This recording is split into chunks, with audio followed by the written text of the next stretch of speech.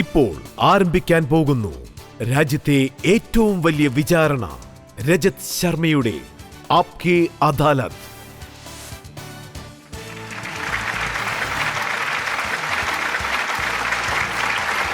നമസ്കാരം. Thank you. ആപ്കി അദാലത്തിലേക്ക് നിങ്ങളെ എല്ലാവരും സ്വാഗതം ചെയ്യുകയാണ്. ആപ്കി അദാലത്തിലെ ഇന്നത്തെ നമ്മുടെ അതിഥി, അദ്ദേഹം എങ്ങനെയുള്ള വ്യക്തിയാണെന്ന് വെച്ചാൽ, അദ്ദേഹം ഒരു സൂപ്പർ സ്റ്റാർ ആണ്. പക്ഷേ അതിൻ്റേതായ ഒരു ഷോ ഓഫും അദ്ദേഹത്തിൻ്റെ പക്കലില്ല. ഇൻ്റർവ്യൂ പോലും ഒരു സൂപ്പർ സ്റ്റാറിനെ പോലെ നടത്തില്ല. അദ്ദേഹത്തിൻ്റെ ആക്ടിങ്ങിൽ അദ്ദേഹം വളരെ ബെസ്റ്റായിട്ടാണ് ചെയ്യുന്നത്. പക്ഷേ അവാർഡിൻ്റെ സമയത്ത് അത് വാങ്ങാൻ പോലും അദ്ദേഹം പോകില്ല. നിങ്ങൾക്ക് ഗസ് ചെയ്യാൻ സാധിക്കും അത് ആരാണെന്നുള്ളത്. ദി വൺ ആൻഡ് ഓൺലി അമീർ ഖാൻ.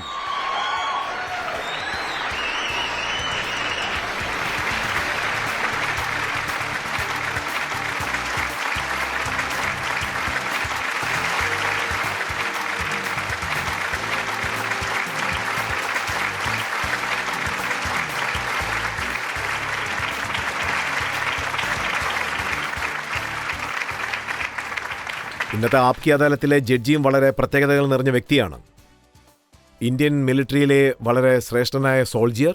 അദ്ദേഹം ഇന്ത്യൻ മിലിറ്ററിക്ക് വേണ്ടി ശരിക്കും പ്രവർത്തിച്ച വ്യക്തിയാണ്. Please welcome lieutenant general retired Rameshwar Rai.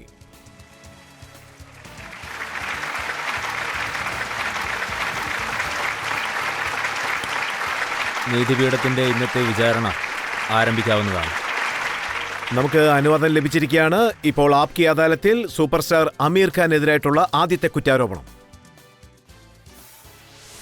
ആപ്കി അദാലത്തിൽ സൂപ്പർ സ്റ്റാർ അമീർ ഖാന്റെ മേലുള്ള കുറ്റാരോപണം ഇദ്ദേഹത്തിന് ദേശഭക്തി ഇല്ല എന്നുള്ളതാണ്. അമീർ, താങ്കളുടെ ഏത് സിനിമയും റിലീസാവുന്ന സമയത്ത് അപ്പോൾ തന്നെ താങ്കൾക്ക് ദേശഭക്തി ഇല്ല, ദേശത്തിനെക്കുറിച്ചുള്ളൊരു ചിന്ത പോലും ഇല്ലെന്ന് എല്ലാവരും പറയും. പഹൽഗാമിൽ ഇത്രയ്ക്ക് സങ്കടം നിറഞ്ഞൊരു കാര്യം നടന്നിട്ടും മതം ചോദിച്ച് ജനങ്ങളെ വെടിവെച്ചു കൊന്നു. എന്നിട്ടും അമീർ ഖാൻ ഒന്നും മിണ്ടുന്നില്ല. അതിദാരുണമായ ഒരു അറ്റാക്കാണ് തീവ്രവാദികൾ നമുക്ക് നേരെ നടത്തിയിരിക്കുന്നത്, നമ്മുടെ രാജ്യത്തിന് നേരെ നടത്തിയിരിക്കുന്നത്, നമ്മുടെ രാജ്യത്തെ ജനങ്ങൾക്ക് നേരെ. നീചമായ അറ്റാക്ക്, അത്രയ്ക്ക് നീചമായ ഒരു അറ്റാക്കാണിത്. ഇതിൽ നിന്ന് അവരുടെ ഭീരുത്വം നമുക്ക് മനസ്സിലാക്കാൻ കഴിയും. ഒന്നിനും കഴിവില്ലാത്തവരാണ് ഇങ്ങനെയുള്ള കാര്യങ്ങൾ ചെയ്യുക. അവരുടെ തീവ്രവാദികൾ നമ്മുടെ രാജ്യത്ത് നുഴഞ്ഞു കയറി പൊതുജനങ്ങൾക്ക് നേരെ വെടിവെപ്പ് നടത്തിയിരിക്കുന്നു. കുടുംബങ്ങൾക്ക് നേരെയാണ് വെടിയുതിർത്തത്. അവിടെ ഞാനുണ്ടാവാം, നിങ്ങളും ഉണ്ടാവാം. അതും അവരുടെ മതം ചോദിച്ചാണ് വെടിവെച്ചിരിക്കുന്നത്. ഇതിന്റെ അർത്ഥം എന്താണ്? ഇതിനെക്കുറിച്ച് ഞാൻ പറഞ്ഞിട്ടുണ്ട്.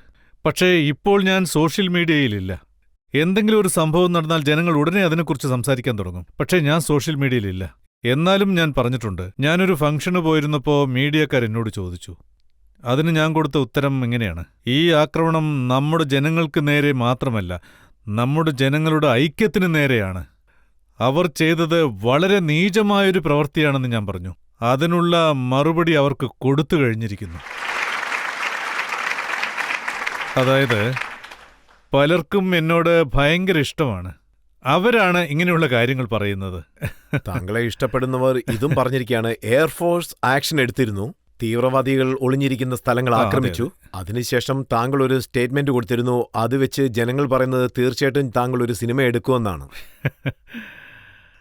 അതായത് നമ്മുടെ സൈന്യം, പിന്നെ നമ്മുടെ സൈനികർ, അവർക്ക് അതിനുള്ള തിരിച്ചടി നൽകിക്കഴിഞ്ഞു. ഈ ഒരു കാര്യം പറയുന്നതിൽ എന്തെങ്കിലും തെറ്റുണ്ടോ? പറയൂ. ആ സമയത്ത് എന്റെ ഫിലിമിന്റെ വർക്ക് നടക്കുന്നുണ്ടെങ്കിലും ഞാൻ അതിനെക്കുറിച്ച് മാത്രം പറഞ്ഞാൽ മതിയോ? ആ സമയത്ത് എന്റെ പടം വരാൻ പോകുന്നെന്ന് വെച്ച് ഞാനിത് പറയാൻ പാടില്ലെന്നുണ്ടോ? അതായത് ആംഡ് ഫോഴ്സിനെ കുറിച്ച് നമ്മൾ സംസാരിക്കാതിരിക്കുന്നത് വളരെ തെറ്റാണെന്നാണ് എന്റെ അഭിപ്രായം. ഞാൻ ഓപ്പണായി സംസാരിച്ചു. പക്ഷേ താങ്കൾ സംസാരിച്ചൊരു 12 മണിക്കൂറിനുള്ളിൽ താങ്കളുടെ ട്രെയിലർ റിലീസായി. രജിസ്റ്റർ, ഈ മൂവിയുടെ ട്രെയിലർ നേരത്തെ ഇറങ്ങേണ്ടതായിരുന്നു. പിന്നെ ഞാനത് നീട്ടിക്കൊണ്ടുപോയത് ഈ ഒരു ആക്രമണം നടന്നതുകൊണ്ടാണ്.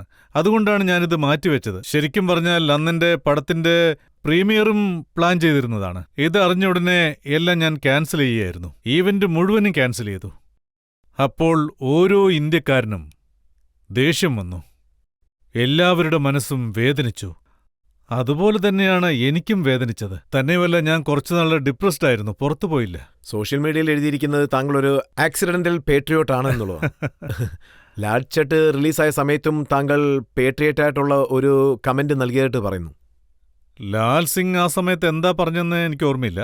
സോ അങ്ങനെ എന്തെങ്കിലും പറഞ്ഞിട്ടുണ്ടെങ്കിലും എന്റെ ദേശസ്നേഹം അവർക്കെങ്ങനെ അറിയാനാണ്? എന്റെ ജോലി കാണാൻ കഴിയും. രംഗ് ദേ ബസന്തി നിങ്ങൾ കണ്ടു നോക്കൂ, ലഗാൻ കാണൂ, സർഫ്രോസ് കാണൂ, ഈ പടങ്ങളെല്ലാം നിങ്ങൾ കണ്ടു നോക്കൂ. ദേശസ്നേഹത്തെക്കുറിച്ചുള്ള ഞാൻ ചെയ്ത സിനിമകളെല്ലാം, മേ ബി അതുപോലുള്ള സിനിമകൾ വേറൊരു ആർട്ടിസ്റ്റ് ചെയ്തു കാണില്ല. ഒരു ദിവസം ഞാൻ മനോജ് സാറിനെ കണ്ടു, മനോജ് കുമാർ സാറിനെ. അദ്ദേഹത്തെ നമ്മൾ ഇന്ത്യ എന്നാണ് പറയുക. He was A known as A patriot. Manoj sir പറഞ്ഞു, എന്റെ അടുത്ത ജനറേഷനിൽ ആർക്കെങ്കിലും ദേശസ്നേഹമുണ്ടെങ്കിൽ, ആരെങ്കിലും രാജ്യത്തിനു വേണ്ടി എന്തെങ്കിലും ചെയ്യുന്നുണ്ടെങ്കിൽ അത് നീയാണെന്ന് അദ്ദേഹം എന്നോട് പറഞ്ഞു. അദ്ദേഹം എന്റെ സിനിമകൾ കണ്ടിട്ടുണ്ട്. താങ്കളെ ഇഷ്ടപ്പെടുന്നവർ, അതായത് താങ്കളുടെ ഫാൻസ് എന്താണ് പറയുന്നതെന്ന് വെച്ചാൽ, ടർക്കി അവർ ഈ സംഭവത്തിൽ പാകിസ്ഥാന് സപ്പോർട്ട് ചെയ്തിരിക്കുകയാണ്. ടർക്കി നമ്മുടെ രാജ്യത്തിനെതിരായി പാകിസ്ഥാന് ഡ്രോൺ നൽകിയിരിക്കുന്നു. പിന്നെ അവര് താങ്കളുടെ ഫോട്ടോ ടർക്കി പ്രസിഡന്റ് എൽദോയോടൊപ്പം ചേർത്ത് വെച്ചിരിക്കുന്നു. ടർക്കി ചെയ്തത് വലിയ തെറ്റ് തന്നെയാണ്. എല്ലാ ഇന്ത്യക്കാർക്കും അതിൽ വേദനയുണ്ട്. 1-2 വർഷങ്ങൾക്ക് മുമ്പ് അവിടെ ഒരു ഭൂകമ്പമുണ്ടായി. നിങ്ങൾക്ക് ഓർമ്മയുണ്ടോ? ആ സമയത്ത് അവരെ ഹെൽപ്പ് ചെയ്തത് ആരാണ്? പറയൂ. ആദ്യം സഹായം നൽകിയത് ഇന്ത്യയാണ്. ഇന്ത്യൻ ഗവൺമെന്റ് അവർക്ക് വേണ്ട സഹായങ്ങൾ ചെയ്തു കൊടുത്തു. ആ സമയത്ത് നമ്മുടെ രാജ്യത്തിനും ഇതറിയില്ലായിരുന്നു. അതുപോലെ എനിക്കും അറിയില്ലായിരുന്നു. ഞാൻ എർത്ഗന്ദിനെ കാണാനായി പോയപ്പോൾ ഗവൺമെന്റിന് അറിയില്ലായിരുന്നു, അതുപോലെ എനിക്കും അറിയില്ലായിരുന്നു. 7 വർഷങ്ങൾക്കപ്പുറം ഇതുപോലെയൊക്കെ ചെയ്യുമെന്ന്. നമ്മൾ സൗഹൃദത്തിന്റെ കരം നീട്ടി അവരെ സഹായിച്ചു. അവർ പ്രശ്നത്തിലിരിക്കുന്ന സമയത്ത് നമ്മൾ അവരെ സഹായിച്ചു. ആദ്യം സഹായിച്ചത് നമ്മളാണ്. പക്ഷെ അവർ നമുക്ക് തിരിച്ചു നൽകിയത് ഇതാണ്. ഇത് തെറ്റാണ്. എന്റെ ഫോട്ടോ ആ സമയത്തുള്ളതായിരുന്നു. നമ്മുടെ സർക്കാരും അവരെ അന്ന് സഹായിച്ചിരുന്നു. പിന്നെ മറ്റൊരു ഫോട്ടോ കൂടിയുണ്ട്. അതിൽ താങ്കൾ എൽദോന്റെ വൈഫിനെ. അത് അതിനേക്കാളും പഴയ കാര്യമാണ്. അതിനേക്കാളും പഴയ കാര്യമാണ്. ഇപ്പോ കാര്യം എന്താന്ന് വെച്ചാൽ, രജിത് സാർ, അത് as A celebrity, as an actor, ഞാൻ മറ്റൊരു രാജ്യത്തേക്ക് പോകുമ്പോൾ നമ്മുടെ രാജ്യത്തിന്റെ അംബാസഡറെ പോലെയാണ്. ആരെങ്കിലും ഒരു ചായ കുടിക്കാൻ ക്ഷണിച്ചാൽ നോ എന്ന് പറയുന്നത് ഒരിക്കലും ശരിയായ ഒരു രീതിയല്ല. ഇതുപോലത്തെ സംഭവങ്ങൾ ഞങ്ങളുടെ ജീവിതത്തിൽ പലപ്പോഴും ഉണ്ടാവാറുണ്ട്. ടർക്കിയിൽ നടന്നത് വലിയൊരു തെറ്റ് തന്നെയാണ്. അവർ എല്ലാ ഇന്ത്യക്കാരുടെ മനസ്സും വേദനിപ്പിച്ചു. അതിൽ അമർഷമുണ്ട്. നമ്മൾ സഹായിച്ചു, അവർ ബോയ്കോട്ട് ടർക്കി എന്ന് പറഞ്ഞ് എല്ലാവരും ടർക്കിയിലേക്കുള്ള യാത്ര തന്നെ ക്യാൻസൽ അവർ ചെയ്തത് ശരിയാണ്. ശരിയായ കാര്യമാണ് ചെയ്തിരിക്കുന്നത്. ശരിയായ തീരുമാനമാണത്. നമ്മൾ ടർക്കിക്ക് ഒരിക്കലും സഹായം ചെയ്യരുത്. പാകിസ്ഥാനും നമ്മളും തമ്മിൽ യുദ്ധം നടക്കുമ്പോൾ അവർ നമ്മളെ പിണക്കി പാകിസ്ഥാനെ സഹായിച്ചു, പാകിസ്ഥാന് വേണ്ടി സംസാരിച്ചു. എല്ലാം മറന്ന് അവർ പാകിസ്ഥാനെ പിന്തുണച്ചുകൊണ്ടിരിക്കുകയാണ്. പക്ഷെ നമ്മളാണ് അവരെ ആപത്തിൽ സഹായിച്ചത്. ഇത് ശരിയാണോ? തെറ്റാണ്, വലിയ തെറ്റാണ്. ചിലർ എന്താ എഴുതിയിരിക്കുന്നത് വെച്ചാൽ, അമീർ ഖാൻ തന്റെ ഒരു സിനിമയിലും പാകിസ്ഥാനെക്കുറിച്ച് സംസാരിക്കാറേയില്ല. പാകിസ്ഥാനിലുള്ള തീവ്രവാദികളെക്കുറിച്ച് അദ്ദേഹം ഒന്നും തന്നെ സംസാരിക്കാറേ ഇല്ലെന്ന്. അതായത് ഇന്ത്യൻ ഫിലിം ഹിസ്റ്ററി നിങ്ങളൊന്ന് എടുത്തു നോക്കൂ. എപ്പോഴും സെൻസർ ബോർഡ് ഞങ്ങളോട് പറയുന്നത് എന്താന്ന് വെച്ചാൽ, നിങ്ങൾ അയൽ രാജ്യമെന്ന് പറയൂ, രാജ്യത്തിന്റെ പേര് പറയാൻ പാടില്ല. ഇതിനു മുൻപൊക്കെ അയൽ രാജ്യത്തെ ആക്രമിച്ചു എന്നാണ് പറയുക, അല്ലെങ്കിൽ അയൽ രാജ്യം ഇങ്ങനെ ചെയ്തു എന്ന് പറയും. സോ ഞങ്ങൾക്ക് അലൗഡില്ല. സിനിമ എടുക്കുന്നവർക്ക് ഇതിന് അലൗഡില്ല. അതായത് അയൽ രാജ്യത്തിന്റെ പേര് നമുക്ക് പറയാൻ കഴിയില്ല. പക്ഷെ നിങ്ങൾക്കൊരു കാര്യം അറിയോ? സർഫ്രോസ്, അതായത് എന്റെ പടം സർഫ്രോസ്, ചരിത്രത്തിൽ ആദ്യമായി ആ സിനിമയിലാണ്. അതിൽ ഞങ്ങൾ ഓപ്പണായി പാകിസ്ഥാന്റെ പേര് പറഞ്ഞിട്ടുണ്ട്, ISIയുടെ പേര് പറഞ്ഞിട്ടുണ്ട്, അതും ഓപ്പണായി. ജോൺ പറഞ്ഞു സെൻസർ ഇത് പാസ് ചെയ്യില്ലെന്ന്. ഞാൻ പറഞ്ഞു എന്തുകൊണ്ട് പാസ് ചെയ്യില്ല? അവരെ പറഞ്ഞ് മനസ്സിലാക്കാന്ന് പറഞ്ഞു. പാർലമെന്റിൽ അദ്വാനിജിക്ക് പറയാമെങ്കിൽ, അതായത് പാകിസ്ഥാൻ നമ്മുടെ രാജ്യത്തിനെതിരെ പ്രവർത്തിക്കുന്നുവെന്ന് അദ്ദേഹം പറയുമല്ലോ. ISI തീവ്രവാദ സംഘടനയാണെന്ന് പറയില്ലേ? അവരാണ് ഇവിടെ തീവ്രവാദം പ്രചരിപ്പിക്കുന്നതെന്ന് പറയില്ലേ? അദ്വാനിജി നമ്മുടെ പാർലമെന്റിൽ ഇത് പറയുമ്പോൾ നമ്മളൊരു പബ്ലിക് പ്ലാറ്റ്ഫോമിൽ എന്തുകൊണ്ട് പറഞ്ഞുകൂടാ? അങ്ങനെയാണ് സെൻസർ ബോർഡ് ഞങ്ങൾക്ക് ആ സിനിമയിൽ ഇതിനുള്ള അനുമതി തന്നത്. അതായത് അതാണ് ഫസ്റ്റ് ഫിലിം അങ്ങനെ പേര് പറഞ്ഞിട്ടുള്ളത്. അതിനുശേഷം വന്നിട്ടുള്ള എല്ലാ സിനിമകളിലും പാകിസ്ഥാന്റെ പേര് പറഞ്ഞിട്ടുണ്ട്, അല്ലെങ്കിൽ ISI എന്ന് പറഞ്ഞിട്ടുണ്ട്. സർഫ്രോസ് ആണ് ആദ്യത്തെ സിനിമ. പലരും പാകിസ്ഥാനെതിരെ സംസാരിക്കില്ല എന്ന് പറഞ്ഞവരാണ് പാകിസ്ഥാന്റെ പേര് സിനിമയിൽ ആദ്യമായി പറയുന്നത്, അല്ലാതെ വേറെ ആരുമല്ല. അതെ, എനിക്ക് ഓർമ്മയുണ്ട്. ആ സിനിമയിൽ താങ്കൾ നസറുദ്ദീൻ ഷായെ ISIയുടെ ഏജന്റ് ആണെന്ന് വിളിച്ചു. നിങ്ങൾ പറയുന്നത് തീർച്ചയായും ശരിയാണ്. മിർച്ചി സേട്ട് എന്നുള്ളൊരു ക്യാരക്ടർ, പിന്നെ പ്രൂഫ് ആയിരിക്കുന്നു അവരിങ്ങനെയാണ് ചെയ്യുന്നതെന്ന്. അതെ, സത്യം പറയുകയാണെങ്കിൽ അത് വളരെ വേദനാജനകമായ കാര്യമാണ്. നോക്കൂ, പാകിസ്ഥാൻ വളരെ നീചമായ കാര്യങ്ങൾ ചെയ്യുമ്പോൾ, അതായത് തെറ്റായ കാര്യങ്ങൾ ചെയ്യുമ്പോൾ, അതിൽ അൺഫോർച്ചുനേറ്റ്ലി നമ്മുടെ രാജ്യത്തെ ചില ആളുകളും ഇൻവോൾവ് ആകാറുണ്ട്. അത് വളരെ ദുഃഖകരമായ കാര്യമാണ്, വളരെ ദുഃഖകരമായ കാര്യം. സർഫ്രോഷിൽ എൻ്റെ ക്യാരക്ടർ ACP റത്തോഡ്, അദ്ദേഹം എല്ലാം പിടികൂടും. അദ്ദേഹം ഇന്ത്യനായിരുന്നുകൊണ്ട് ഇന്ത്യക്കെതിരെ പ്രവർത്തിച്ചിട്ടുണ്ട്. പിന്നെ നസീർ എന്ന കഥാപാത്രം ISIക്ക് വേണ്ടി പ്രവർത്തിച്ചിട്ടുണ്ട്. അപ്പോൾ എന്താണ് പറയുന്നതെന്ന് വെച്ചാൽ ഈ സിനിമ നിർമ്മിക്കുന്നവർക്ക് ഒരു സംശയമുണ്ട്. കാരണം അവരുടെ സിനിമ പാകിസ്ഥാനിൽ റിലീസാകണം. അതെ, അവിടുന്നും പണം സമ്പാദിക്കണ്ടേ, അതുകൊണ്ട് പാകിസ്ഥാനെക്കുറിച്ച് ഒന്നും പറയണ്ടെന്ന് പറയുന്നതായിട്ട് കരുതുന്നു. നിങ്ങൾക്കൊരു കാര്യം അറിയോ, സർഫ്രോഷിന് ശേഷം എനിക്ക് ഒരുപാട് പാകിസ്ഥാനിൽ നിന്ന് ഒരുപാട് നെഗറ്റീവ് കമൻസാണ് വന്നുകൊണ്ടിരുന്നത്. നിങ്ങൾ ഞങ്ങളെക്കുറിച്ച് എന്താണ് കാണിക്കുന്നത്, എന്താണ് പറയുന്നത്. പിന്നെ മറ്റൊരു കാര്യം കൂടി ഞാൻ പറയാം. നിങ്ങൾക്ക് എൻ്റെ സിനിമയായ ദംഗലിനെ കുറിച്ച് ഓർമ്മയുണ്ടോ? ദംഗൽ എടുക്കുന്ന സമയത്ത് ഡിസ്നി വേൾഡ് അവരും വൺ ഓഫ് ദ പ്രൊഡക്ഷൻ ആയിരുന്നു എൻ്റെ കൂടെ. അവർ പറഞ്ഞു പാകിസ്ഥാൻ സെൻസറിൽ നിന്ന് ഞങ്ങൾക്ക് റിയാക്ഷൻ ഉണ്ടെന്ന് പറഞ്ഞു. അവസാനം മാച്ച് ജയിച്ചു കഴിയുമ്പോൾ നമ്മുടെ ഫ്ലാഗ് നേരെ മുകളിലേക്ക് ഉയരും, അതോടൊപ്പം നമ്മുടെ ദേശീയ ഗാനവും ഉയരും. അവർ പറഞ്ഞത് ഈ 2 കാര്യവും ഒഴിവാക്കണം, അതായത് ഫ്ലാഗ് കട്ട് ചെയ്യണം, പിന്നെ ദേശീയ ഗാനവും ഒഴിവാക്കണം, അല്ലെങ്കിൽ ഈ സിനിമ പാസ് ചെയ്യില്ലെന്ന് പറഞ്ഞു. അപ്പോൾ ഞാൻ 1 സെക്കൻഡിൽ ഡിസ്നിക്ക് മറുപടി കൊടുത്തു, ഈ സിനിമ പാകിസ്ഥാനിൽ ഓടാൻ പാടില്ല എന്ന്. അപ്പോൾ അവർ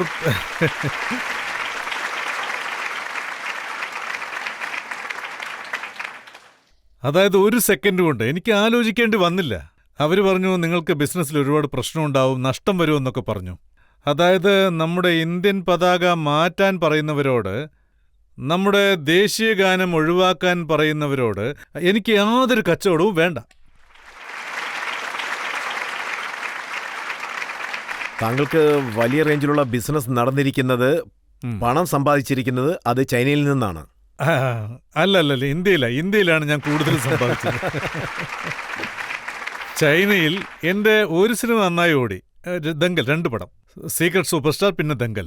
പക്ഷെ ഞാൻ സമ്പാദിച്ചത് ഇവിടെയാണ്. ചൈനയിൽ താങ്കളെ വലിയൊരു സൂപ്പർ സ്റ്റാർ ആയിട്ടാണ് അതെ കരുതുന്നത്. അതെ, അവർക്ക് എന്റെ സിനിമ വളരെ ഇഷ്ടമാണ്. പക്ഷെ താങ്കളെ കാണാൻ ഒരു ചൈനക്കാരനെ പോലെ ഇല്ലല്ലോ.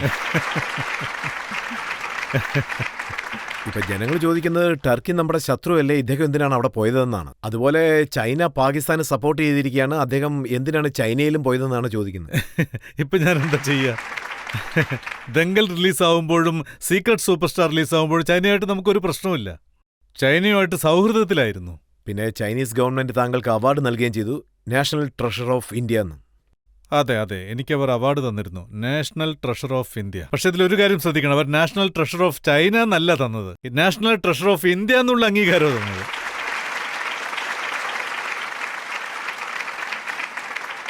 സോ അവരും സമ്മതിക്കുന്നു ഞാൻ ഇന്ത്യയുടെ ട്രഷറാണെന്ന്. പക്ഷെ അമീർ, ഇപ്പോ ചൈന നമ്മുടെ ശത്രു. അതെ അതെ അതെ, നിങ്ങൾ പറഞ്ഞത് ശരിയാണ്.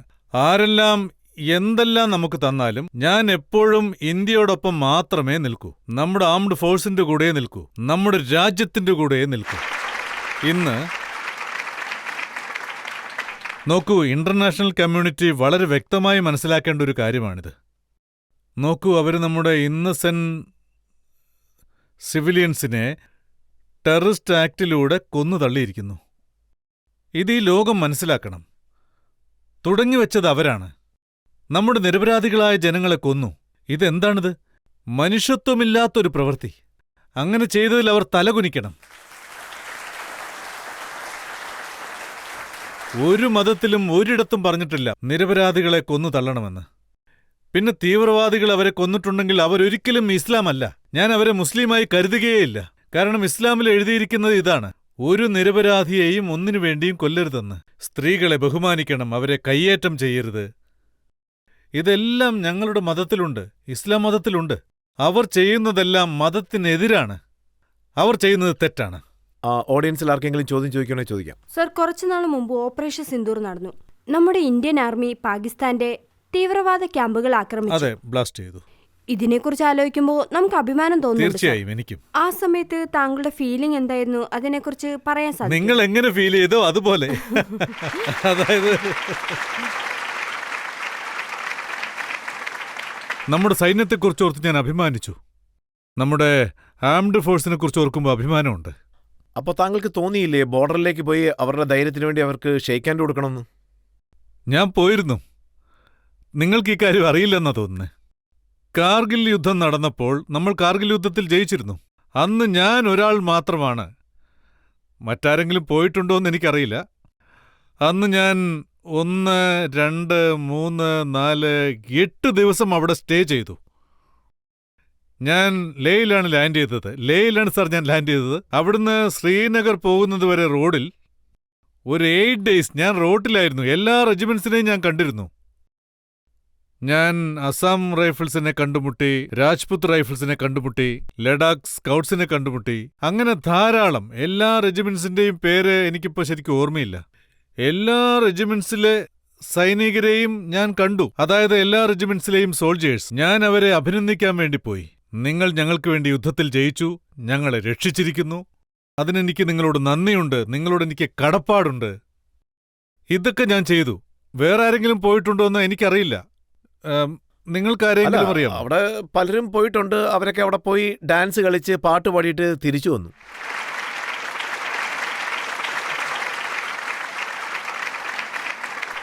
താങ്കൾ അവിടെ പോയ സമയത്ത് പറഞ്ഞ ഒരു പരാതി എനിക്ക് ഓർമ്മ. പറയൂ. അതായത് താങ്കൾ അവിടെ പോയിട്ട് ഒരു ഓഫീസറിനെ പോലും മീറ്റ് ചെയ്തില്ലെന്ന്. അതെ, ഞാൻ റിക്വസ്റ്റ് ചെയ്തു രജിത് സാർ. ആർമി ഹൈക്കമാൻഡിന്റെ അടുത്ത് ഞാനൊരു റിക്വസ്റ്റ് ചെയ്തിരുന്നു. എനിക്ക് ഈ 8 ദിവസം സോൾജേഴ്സിന്റെ കൂടെ സ്പെൻഡ് ചെയ്യണമെന്നും പറഞ്ഞ്. ഓബിയസ്ലി അവിടെ ഓഫീസേഴ്സ് ഉണ്ടാവും, പക്ഷെ ഞാൻ ഫുൾ ടൈം അവിടെ സോൾജേഴ്സിന്റെ കൂടെ കഴിയണമെന്നും പറഞ്ഞ്. അതായത് അതിനുവേണ്ടിയാണ് ഞാൻ റിക്വസ്റ്റ് ചെയ്തിരുന്നത്. ഞാൻ സോൾജേഴ്സിന്റെ കൂടെയാണ് ടൈം സ്പെൻഡ് ചെയ്തത്. അവിടെ ഓഫീസേഴ്സും ഉണ്ടാവുമായിരുന്നു. പിന്നെ എനിക്ക് ഇപ്പോഴാ ഒരു കാര്യം ഓർമ്മ വന്നത്, പെട്ടെന്ന് മറന്നുപോയി. ഗജനിയായി മാറിയതാണോ സാർ? ആ, ഗജനിയായി മാറി.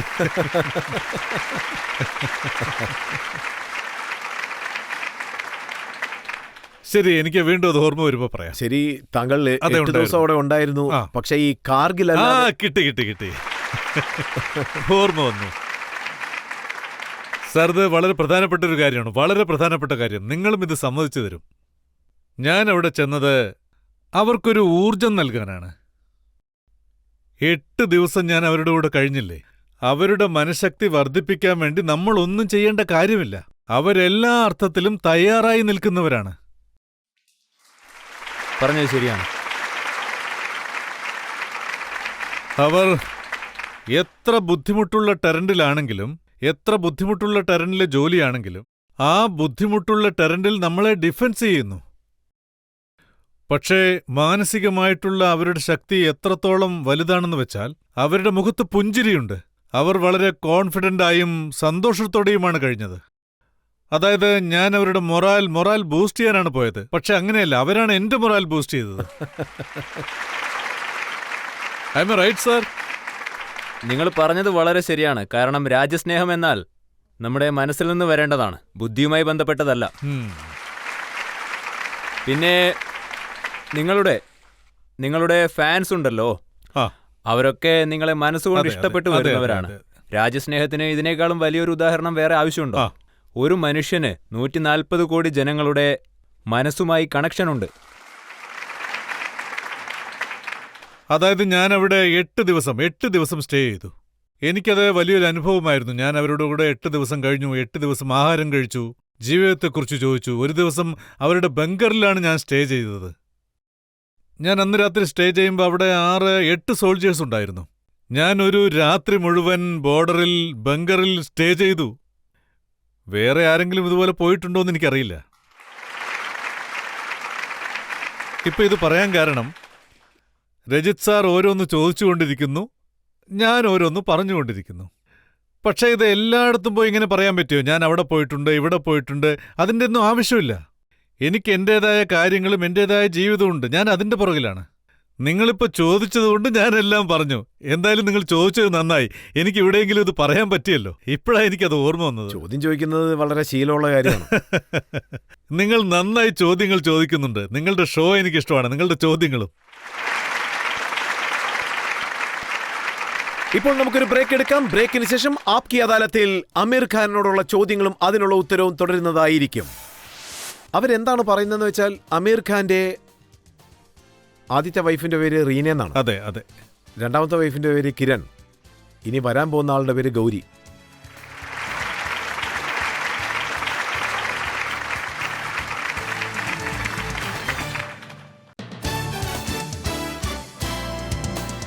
Welcome back. ആപ്കി അദാലത്തിൽ ഇന്നത്തെ നമ്മുടെ അതിഥി സൂപ്പർ സ്റ്റാർ അമീർ ഖാൻ.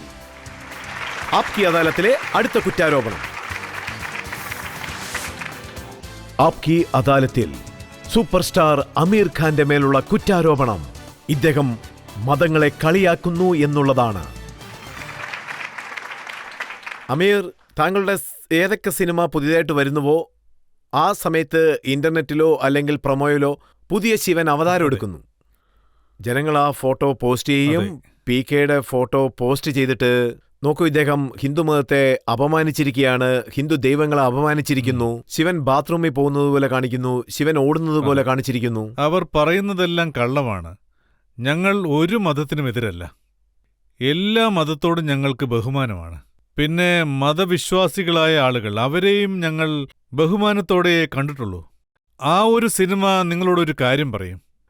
മതത്തിന്റെ പേരിൽ തെറ്റായ കാര്യങ്ങൾ ആര് ചെയ്യുന്നോ, അതിന്റെ പേരിൽ ജനങ്ങളെ വിഡ്ഢികളാക്കുന്നോ, അതിന്റെ പേരിൽ അവരോട് കാശ് വാങ്ങിക്കുക, അവരെ പറഞ്ഞ് തെറ്റിദ്ധരിപ്പിക്കുക, അങ്ങനെയുള്ള ആളുകളെ മനസ്സിലാക്കാനാണ് ആ സിനിമ. ഇതുപോലെയുള്ള ആളുകൾ എല്ലാ മതത്തിലും ഉണ്ട്. സോ ആ സിനിമയുടെ പർപ്പസ് അതാണ്. തെറ്റ് ചെയ്യുന്നവർ എല്ലാ മതത്തിലും ഉണ്ട്. ഇത് മതത്തിനെതിരായ സിനിമയല്ല. അപ്പോൾ ട്രോളുകളിൽ PK സിനിമയാണ് കൂടുതൽ എന്നെ പിന്തുടരുന്നുണ്ട് രജിസ്റ്റർ. എന്തെങ്കിലും ഒന്ന് ചെയ്യൂ.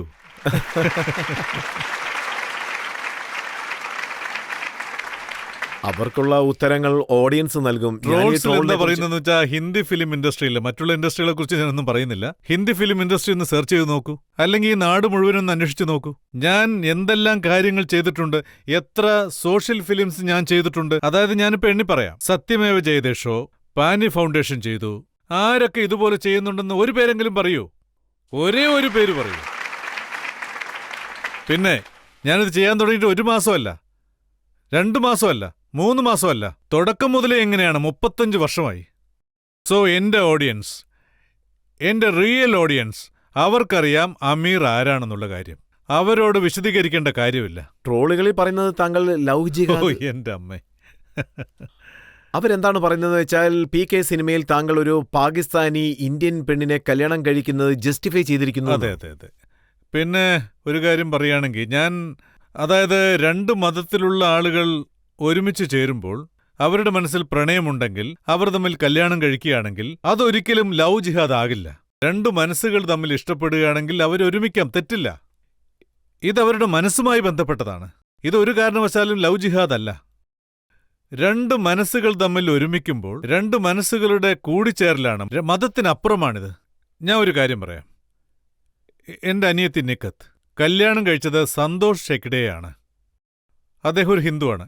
ഇത് ലവ് ജിഹാദ് എന്ന് പറയാൻ പറ്റൂ. എന്റെ ഇളയ അനിയത്തി ഫറക്, അവൾ കല്യാണം കഴിച്ചിരിക്കുന്നത് രാജീവ് ദത്തയെയാണ്.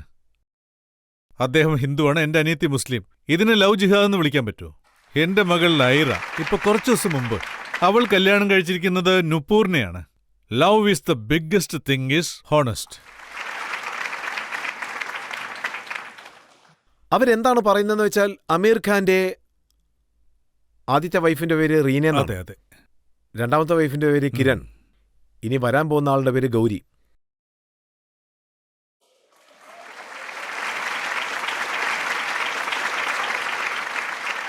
പക്ഷേ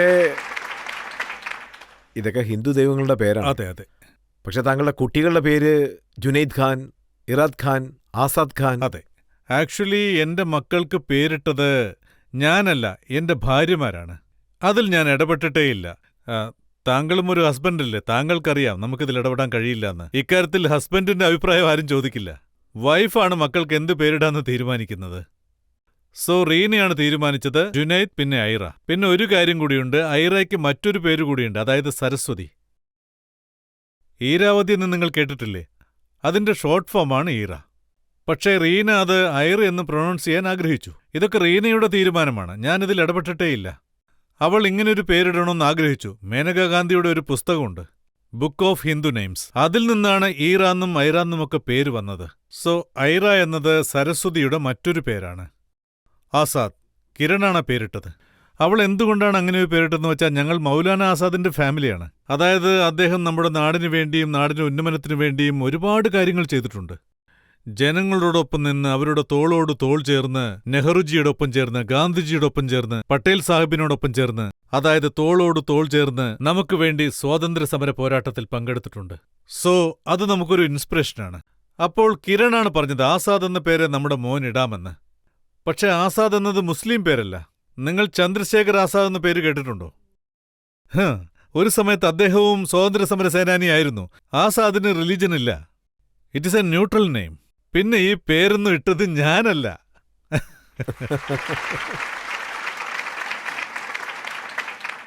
മറ്റൊരു സൈഡിലുള്ള ജനങ്ങളെ നമുക്ക് ഇസ്ലാമിക് ട്രോജനിയം എന്ന് നമുക്ക് വിളിക്കാം.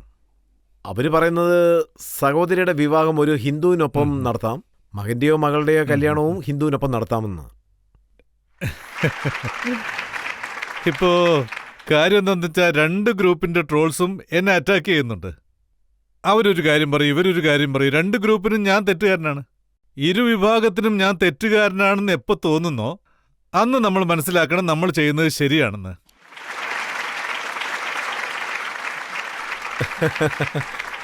ഇപ്പോ മുസ്ലിം സപ്പോർട്ട് ട്രോൾ എന്താണെന്ന് വെച്ചാൽ താങ്കൾ ഗജനി വരെ ഓക്കെ ആയിരുന്നു, അതിനുശേഷം മുസ്ലിം എന്നുള്ള കാര്യം മറന്നു.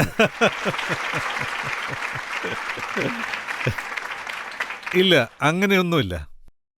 ഞാനൊരു മുസ്ലിമാണ്. മുസ്ലിമായി ഇരിക്കുന്നതിൽ എനിക്ക് അഭിമാനമുണ്ട്. ഞാനൊരു ഇന്ത്യനാണ്. ഇന്ത്യനായി ജീവിക്കുന്നതിൽ എനിക്ക് അഭിമാനമുണ്ട്. ഈ രണ്ട് കാര്യങ്ങളും അതിന്റെ ഭാഗത്തുനിന്ന് നോക്കുമ്പോൾ ശരിയാണ്. താങ്കൾ സത്യമേവ ചെയ്തതുപോലെ അതിൽ താങ്കൾ ഹിന്ദുസിൽ എന്തൊക്കെ പ്രശ്നങ്ങളുണ്ടോ അതാണ് എടുത്തു കാണിച്ചത്. മുസ്ലിങ്ങളെക്കുറിച്ച് താങ്കൾ ഒന്നും തന്നെ അതിൽ പറയുന്നതേയില്ല. അല്ല, പക്ഷെ അതിൽ ധാരാളം പണം സമ്പാദിക്കുകയും ചെയ്തു. അല്ല, ഞാനിതിൽ സമ്പാദിച്ചിട്ടില്ല, നഷ്ടമാണ് വന്നത്. അതായത് ഞാൻ അതിവിടെ പറയുന്നത് ശരിയല്ല. എന്നാലും താങ്കൾ ചോദിച്ചതുകൊണ്ട് പറയുക. ഞാൻ ആ ഷോ ചെയ്യാൻ വേണ്ടി ആഡ്സിനെ റിക്വസ്റ്റ് ചെയ്തു, ടെർമിനേറ്റ് ചെയ്തു. പക്ഷെ അത് വലിയ എമൗണ്ടാണ്. കാരണം ഞാൻ വളർന്നു വന്ന രീതി അങ്ങനെയാണ്. എൻ്റെ അമ്മ ഞങ്ങളെ വളർത്തിയത് അങ്ങനെയാണ്. ഇതൊരു വലിയ എമൗണ്ടാണ്. അതുകൊണ്ട് ഇത് പറയുന്നതിൽ എനിക്ക് വിഷമമുണ്ട്.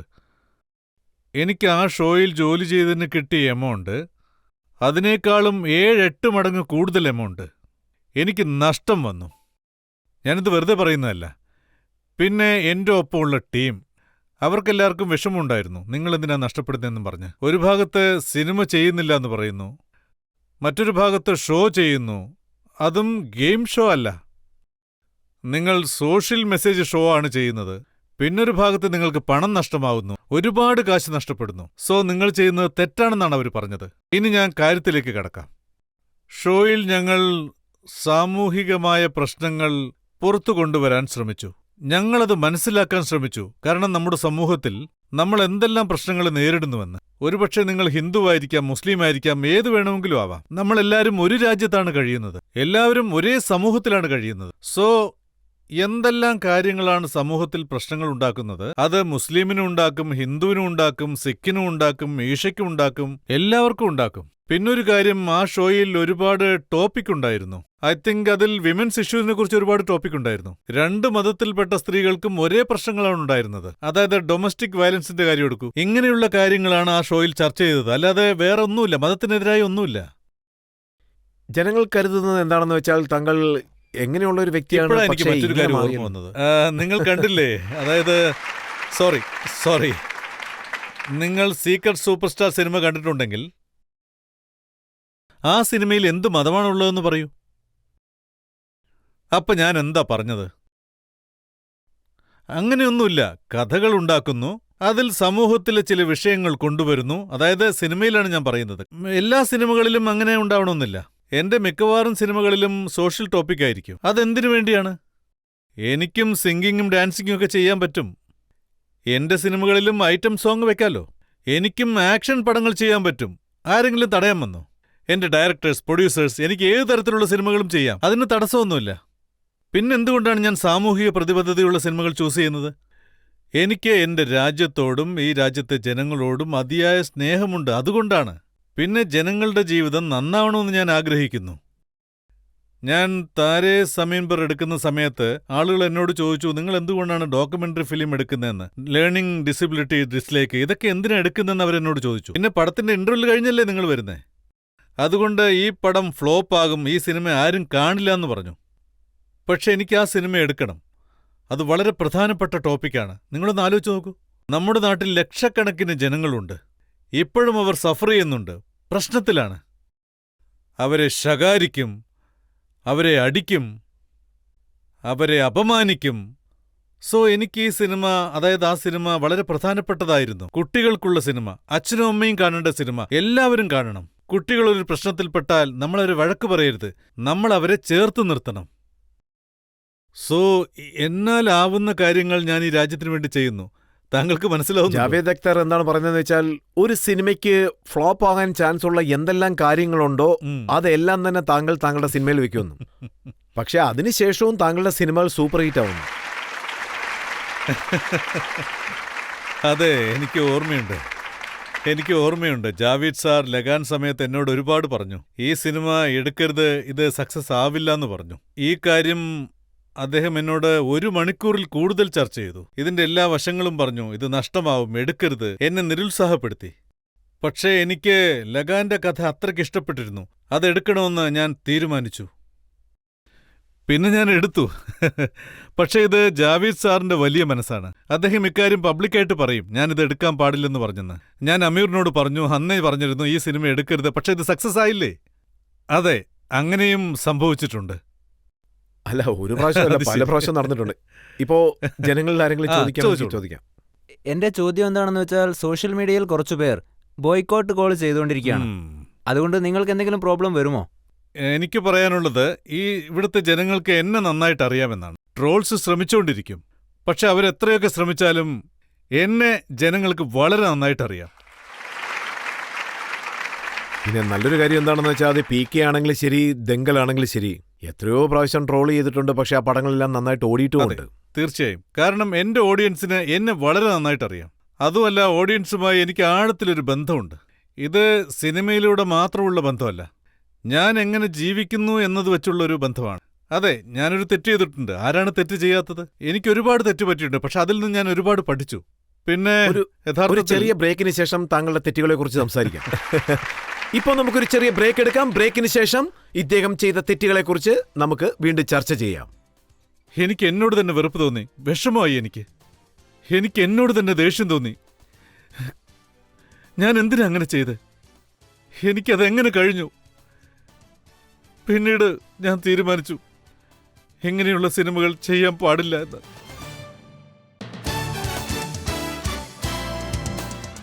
Welcome back. ആപ്കി അദാലത്തിൽ ഇന്നത്തെ നമ്മുടെ അതിഥി സൂപ്പർ സ്റ്റാർ അമീർ ഖാനാണ്.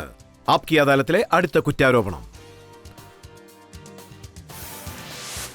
ആപ്കി അദാലത്തിൽ സൂപ്പർ സ്റ്റാർ അമീർ ഖാന്റെ മേലുള്ള കുറ്റാരോപണം, ഇദ്ദേഹം എല്ലാവരുടെയും കൂടെ വഴക്കുണ്ടാക്കുന്നു എന്നുള്ളതാണ്. ഇപ്പോഴൊക്കെ താങ്കളുടെ വഴക്കുകളെക്കുറിച്ച് വലിയ ചർച്ചകൾ നടക്കുന്നുണ്ട്. കിരൺ റാവുവിനൊപ്പം ഒരു വഴക്കുണ്ടായി. കുറെ കാലം താങ്കൾ സംസാരിച്ചതേ. അതെ. ആക്ച്വലി അത് വഴക്കിനുള്ളൊരു വിഷയമായിരുന്നില്ല.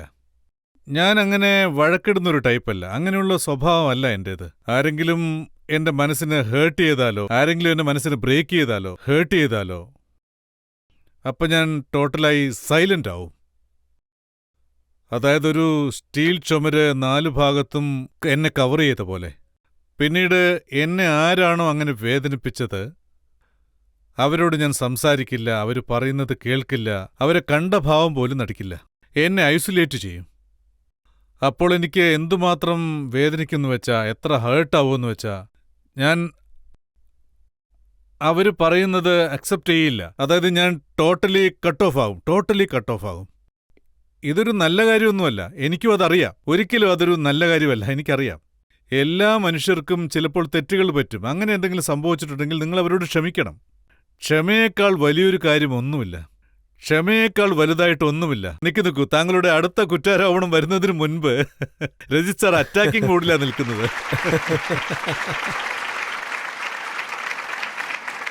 അദ്ദേഹം വിടില്ല. ടാക് ടാക് ടാക് എല്ലാ ഭാഗത്തുനിന്നും. ഇതൊരു സത്യമാണ്. ഞാനിതിന് പറയുക, അതായത് ഇതൊരു വലിയ ഇൻമെച്യൂറാണ്. ഇതൊരു കുട്ടിക്കളിയാണ്. ഞാൻ എൻ്റെ ഫ്രണ്ടുമായിട്ട് വഴക്കിട്ടതിൻ്റെ പേരിൽ 7 വർഷമാണ് സംസാരിക്കാതിരുന്നത്. അവരൊരു നടിയായിരുന്നു. അവരുടെ പേര് ജൂഹി ചവാലയോടൊപ്പം താങ്കൾ 7 അതെ വർഷം ശരിയാണ്, ജൂഹിയോട് ഞാൻ 7 വർഷം സംസാരിക്കാതിരുന്നു. ഇത് കുട്ടികളെ പോലെയാണ്. അതായത് ഈഗോ വരും. ഞാനാണ് കറക്റ്റ്, അവളാണ് തെറ്റിയത്, ഞാൻ അവളോട് സംസാരിക്കില്ല എന്ന്. തെറ്റാണ്. ഈ ഒരു തെറ്റ് എന്റെ ഭാഗത്തുണ്ടായിരുന്നു. അതിനുശേഷം ഞാൻ തെറാപ്പിയും ചെയ്തിരുന്നു, അതായത് ചില വർഷങ്ങൾക്ക് മുൻപ്. സോ ഇങ്ങനെയുള്ള ചില കാര്യങ്ങളൊക്കെ എനിക്ക് പിന്നീടാണ് മനസ്സിലായത്. ഇങ്ങനെയൊന്നും പെരുമാറാൻ പാടില്ലായിരുന്നു, ഇത്ര സ്ട്രിക്റ്റ് ആവരുതായിരുന്നു, മനസ്സിലാക്കണമായിരുന്നു. അൺഫർഗിവിങ്, ഒരാളോട് ക്ഷമിക്കാതിരിക്കുക, ഇങ്ങനെയുള്ള കാര്യങ്ങളൊക്കെ എനിക്ക് പതുക്കെ പതുക്കെയാണ് മനസ്സിലായി തുടങ്ങിയത്. ഞാനൊരു ഇന്റർവ്യൂ കേട്ടിരുന്നു താങ്കൾ വളരെ ഡീപ്പായി ഉറങ്ങുമെന്ന്. അങ്ങനെ ഉറങ്ങിയാൽ എഴുന്നേൽപ്പിക്കുന്നത് ബുദ്ധിമുട്ടുള്ള കാര്യമാണെന്ന് കേട്ടു. അതിലെന്തെങ്കിലും സത്യമുണ്ടോ ഇത് സർ? തികച്ചും സത്യമാണ്. എന്നെ എന്റെ ഫ്രണ്ട്സും ബന്ധുക്കളും ഒക്കെ കുംഭകർണെന്നാണ് വിളിക്കാറുള്ളത്. കാരണം ഞാൻ ഉറങ്ങിക്കഴിഞ്ഞാൽ പിന്നെ എന്നെ എഴുന്നേൽപ്പിക്കാൻ വലിയ ബുദ്ധിമുട്ടാണ്. അതുപോലെ എനിക്ക് ഉറങ്ങാതെ എത്ര സമയം വേണമെങ്കിലും ജോലി ചെയ്യാൻ കഴിയും. പക്ഷേ ഞാൻ ഉറങ്ങിക്കഴിഞ്ഞാൽ എന്നെ ഉണർത്താൻ വലിയ പാടാണ്. ഞാൻ ഉറങ്ങുന്ന സമയത്ത് ബെഡിനടുത്തായിട്ട് ഒരു വാട്ടർ സ്പ്രേ വെച്ചിട്ടുണ്ടാവും. മേക്കപ്പിലെ വാട്ടർ സ്പ്രേ ഉപയോഗിക്കില്ല അതുപോലെ. അത് പെർമനന്റ് ആയിട്ട് എൻ്റെ ബെഡിൻ്റെ സൈഡിലുണ്ടാവും. കാരണം രാവിലെ നേരത്തെ എഴുന്നേൽക്കുന്ന ശീലം എനിക്കില്ലല്ലോ. അലാറം അടിച്ചാലും കേൾക്കില്ല. ഞാൻ ഉറക്കത്തിൽ പിച്ചും പേയും പറയും. എന്നെ ഉണർത്തുമ്പോൾ പറയും, നിങ്ങൾക്ക് ജോലിയുണ്ട്, 6 മണിക്ക് ഷൂട്ടിംഗ് ആണെന്ന്. അപ്പം ഞാൻ ഉറക്കത്തിൽ പറയും, ഇല്ലല്ല അത് ക്യാൻസലായെന്ന്. ഇതുപോലെ 3-4 ടൈംസ് നടന്നിട്ടുണ്ട്. ഞാൻ റീനയോട് എൻ്റെ ഷൂട്ടിംഗ് ക്യാൻസലായി, എന്നെ ഉറങ്ങാൻ സമ്മതിക്കുമെന്ന് പറഞ്ഞു. ഇതുപോലെ SGയുടെ കാര്യത്തിൽ ഞാൻ പറഞ്ഞിട്ടുണ്ട്.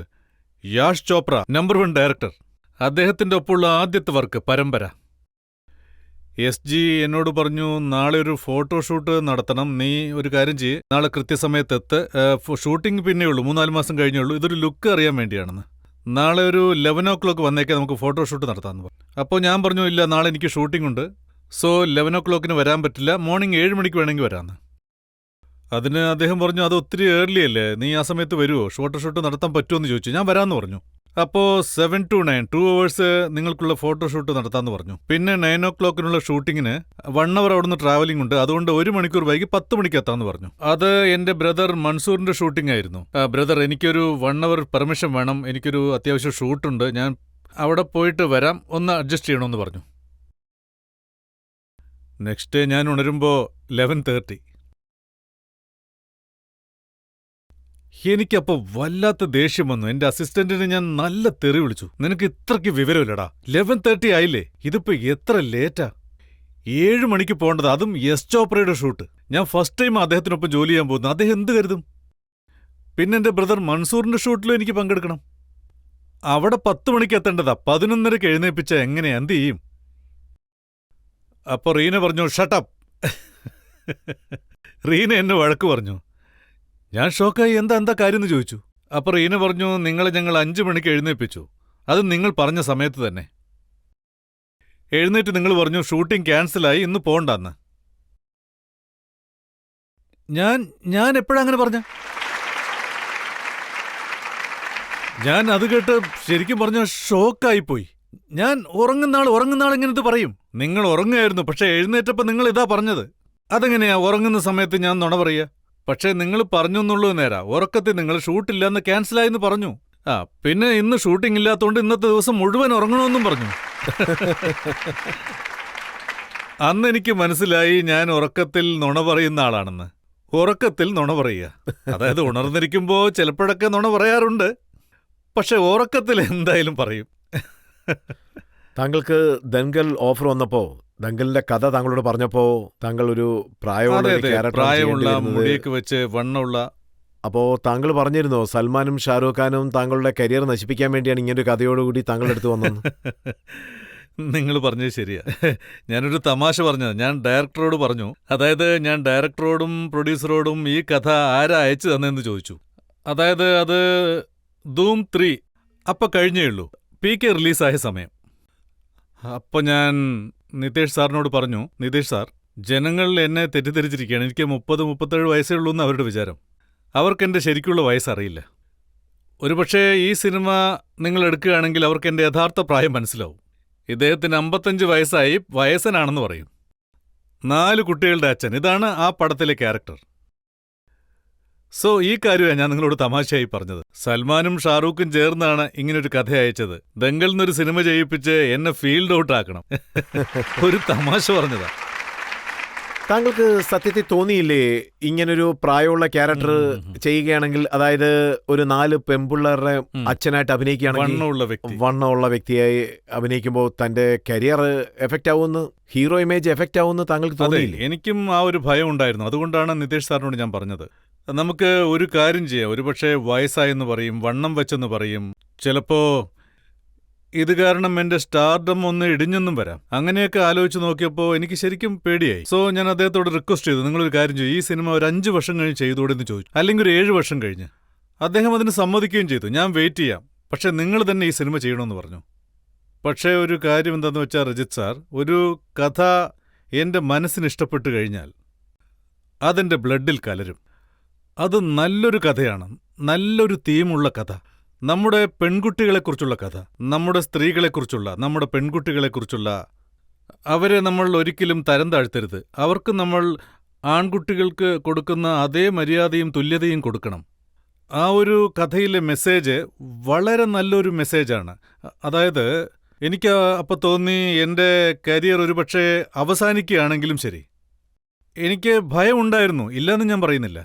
എനിക്ക് ഈ സിനിമ ചെയ്യണമെന്ന് എൻ്റെ ഉൾമനസ്സ് പറഞ്ഞുകൊണ്ടേയിരുന്നു. ഞാൻ ആ കഥയുടെ ഫാനായി. അത് എൻ്റെ രക്തത്തിൽ, ഞാൻ പറഞ്ഞില്ലേ എൻ്റെ രക്തത്തിൽ കലർന്നുവെന്ന്. ഞാൻ ഉടനെ നിതീഷിനോട് പറഞ്ഞു, എനിക്ക് ഇപ്പം തന്നെ ഈ സിനിമ ചെയ്യണം, 7 വർഷമൊന്നും കാത്തിരിക്കേണ്ട, നമുക്കിപ്പം തന്നെ ഇത് ചെയ്യാമെന്ന് പറഞ്ഞു. പെട്ടെന്ന് അതിൻ്റെ വർക്കുകൾ തുടങ്ങി. താങ്കൾക്കൊരു റോൾ ഇഷ്ടപ്പെടുകയാണെങ്കിൽ ഒരിക്കലും താങ്കൾ അത് മിസ് ചെയ്യില്ല. അസിതോസിനൊപ്പം ലഗാൻ ചെയ്യുന്ന സമയത്ത് അദ്ദേഹം താങ്കളോട് രാവിലെ ഷേവ് ചെയ്തിട്ട് വരാൻ പറയും. അതെ, പക്ഷെ താങ്കൾ പറ്റില്ലെന്ന് പറയാറുണ്ട്. അതെ, ആ കാര്യത്തിൽ കുറെ ആർഗ്യുമെന്റ് ഉണ്ടായി. നിങ്ങൾ തന്നെ പറയൂ, ആ സിനിമയിൽ ഞങ്ങൾ വെള്ളത്തിന്റെ ക്ഷാമത്തെക്കുറിച്ചാണ് പറഞ്ഞത്, പക്ഷെ ഇയാൾ ദിവസവും ഷേവ് ചെയ്തിട്ടാണ് വരുന്നത്.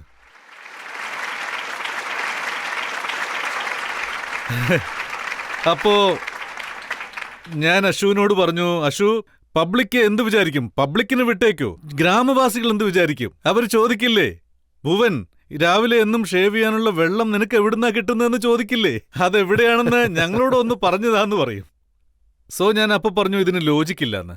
അതിന് അശോക് എന്നോട് പറഞ്ഞു, ഞാൻ ലോജിക്കൊന്നും നോക്കിയിട്ടില്ല എന്ന്. നിങ്ങളെ ഇങ്ങനെ കാണിക്കുന്നതാണ് നല്ലത്. സോ ഞാൻ അതിനെക്കുറിച്ച് കൂടുതലൊന്നും ആലോചിച്ചിട്ടില്ല, ഇങ്ങനെ തന്നെ ചെയ്താൽ മതിയെന്ന് എന്നോട് പറഞ്ഞു. സോ ഞാൻ ഡയറക്ടർ പറയുന്നതാണ് ചെയ്യുന്നത്. പക്ഷേ ഇതിൽ ആശ്ചര്യം എന്താന്ന് വെച്ചാൽ, ഇന്ന് നമ്മൾ അതിനെക്കുറിച്ച് സംസാരിക്കുകയാണ്. പക്ഷേ പടം കണ്ടിട്ട് ആരും ഇതിനെക്കുറിച്ച് പറഞ്ഞില്ല. നിങ്ങൾ എന്നും ഷേവ് ചെയ്തിട്ടാണ് വരുന്നത്, അതിനുള്ള വെള്ളം എവിടുന്ന് കിട്ടി, ഇതൊന്നും ആരും ചിന്തിച്ചില്ല. സോ ആക്ച്വലി ആഷു കറക്റ്റാണ്, ഞാൻ പറഞ്ഞത് തെറ്റ്. നിങ്ങൾ ലോജിക്ക് നോക്കുകയാണ്, പക്ഷെ അതിന്റെ ആവശ്യമില്ല. എനിക്കിതാണ് വേണ്ടത്, എനിക്കിങ്ങനെ കണ്ടാൽ മതി. അതിൽ ഞാൻ ചെറിയൊരു ചീറ്റിംഗ് ചെയ്തു. അതായത് ഞാൻ അന്ന് കാലത്ത് ഷേവ് ചെയ്യാതെ, കാരണം ഞാൻ കുറച്ച് ബ്രൈറ്റ് ആയിരുന്നു അന്ന്, അതുകൊണ്ട് ഞാൻ രാത്രിയിൽ തന്നെ ഷേവ് ചെയ്യും. അതായത് പിറ്റേ ദിവസം ആകുമ്പോഴേക്കും 12 മണിക്കൂർ കടന്നു പോയിട്ടുണ്ടാകും. അപ്പോൾ ചെറുതായിട്ട്, അതായത് അത്ര ക്ലിയർ ആവൂല. അങ്ങനെയാണ് ഞാനിത് ചെയ്തത്. അപ്പൊ കാണാൻ നന്നായിരിക്കണമെന്നൊരു തോന്നൽ താങ്കൾ? അല്ല, ഞാൻ ക്യാരക്ടറിനെ കുറിച്ച് അറിയാൻ ആഗ്രഹിക്കും. ആ കഥയ്ക്ക് ചേരുന്ന വേഷമായിരിക്കണം അയാൾക്ക്.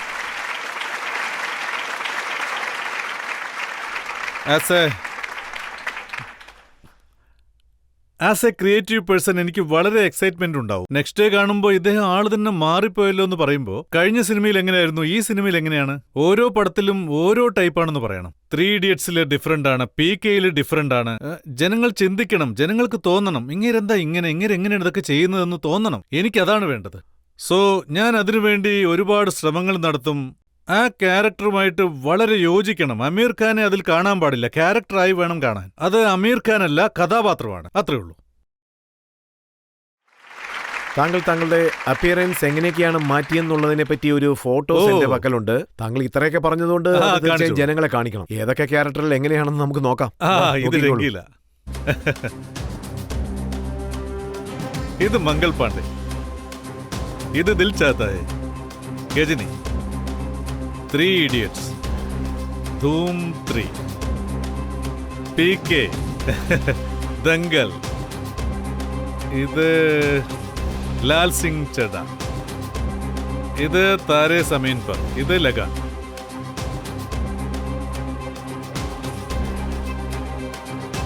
തലാഷ്, ഇത് ഫന്നാ.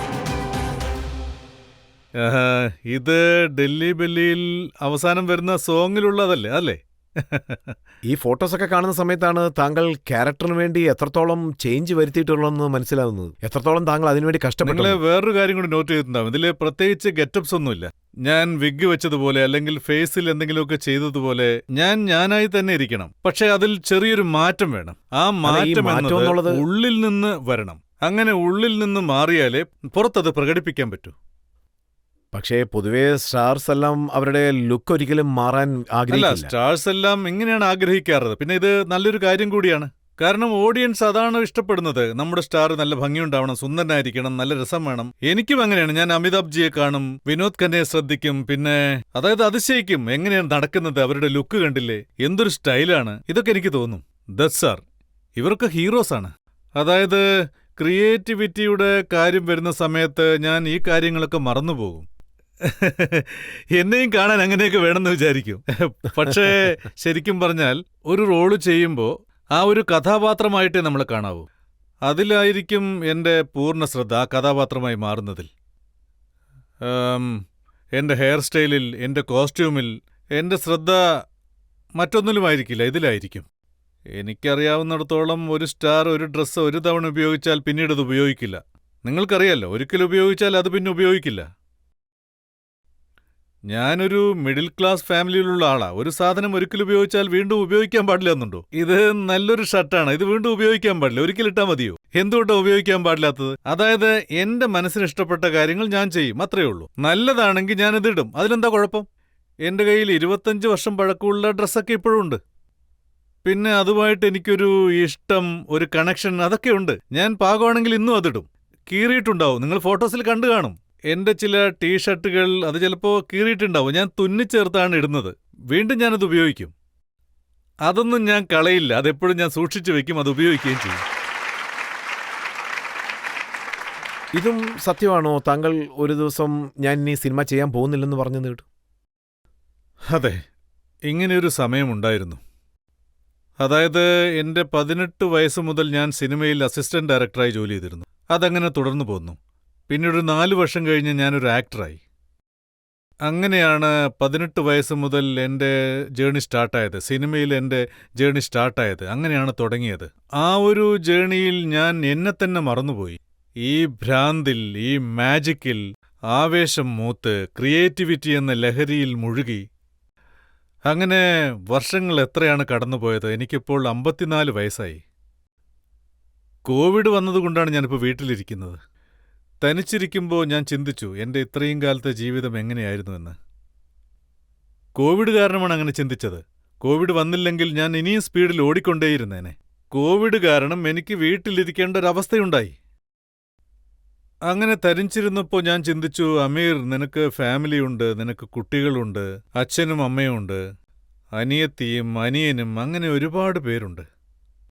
ഇത്രയും വർഷത്തിനിടയ്ക്ക് ഞാൻ അവർക്ക് വേണ്ടി സമയം ചെലവഴിച്ചിട്ടില്ല.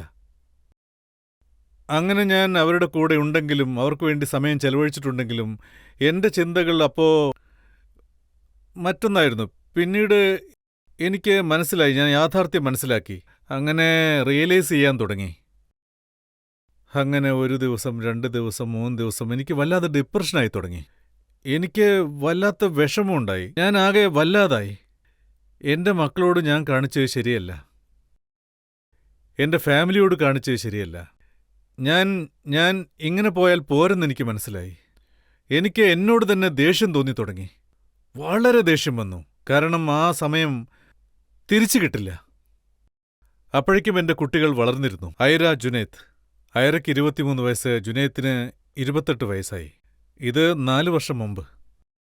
എനിക്ക് വിഷമം തോന്നാനുള്ള കാരണം, ഞാൻ ജോലി എന്ന ഒരു ലഹരിയിൽപ്പെട്ട്, അതായത് ക്രിയേറ്റിവിറ്റി എന്ന ലഹരിയിൽ. ഞാൻ ചിന്തിക്കാറില്ലായിരുന്നു ഐലയ്ക്ക് 4 വയസ്സായോ 5 വയസ്സായോ 6 വയസ്സായോ എന്നൊന്നും ചിന്തിക്കില്ല. അവർക്ക് എന്തെങ്കിലും ആഗ്രഹങ്ങളുണ്ടോ? അവർക്ക് എന്താണ് ആവശ്യം? അവളുടെ ഇഷ്ടമെന്താണ്? അവളുടെ സ്വപ്നങ്ങളെന്താണ്? അവളുടെ ഭയം എന്താണ്? അവളുടെ ഇൻസെക്യൂരിറ്റീസ് എന്താണ്? ഡ്രീംസ് എന്താണ്? അതൊന്നും എനിക്കറിയില്ലായിരുന്നു. കാരണം ഞാൻ അതിനെക്കുറിച്ച് ചിന്തിച്ചിട്ടില്ല. എപ്പോഴും എൻ്റെ ഡയറക്ടേഴ്സ് കൂടെ കാണും. അവരോടൊപ്പമാണ് ഞാൻ കൂടുതൽ സമയം ചെലവഴിച്ചുകൊണ്ടിരുന്നത്. അതുകൊണ്ട് അശുതോഷിന്റെ ഡ്രീം എന്താണെന്ന് എനിക്കറിയാം. അതുപോലെ അശുതോഷിന്റെ ഇൻസെക്യൂരിറ്റി എന്താണെന്ന് എനിക്കറിയാം. പക്ഷെ എന്റെ കുട്ടികളുടെ കാര്യം എനിക്കറിയില്ല.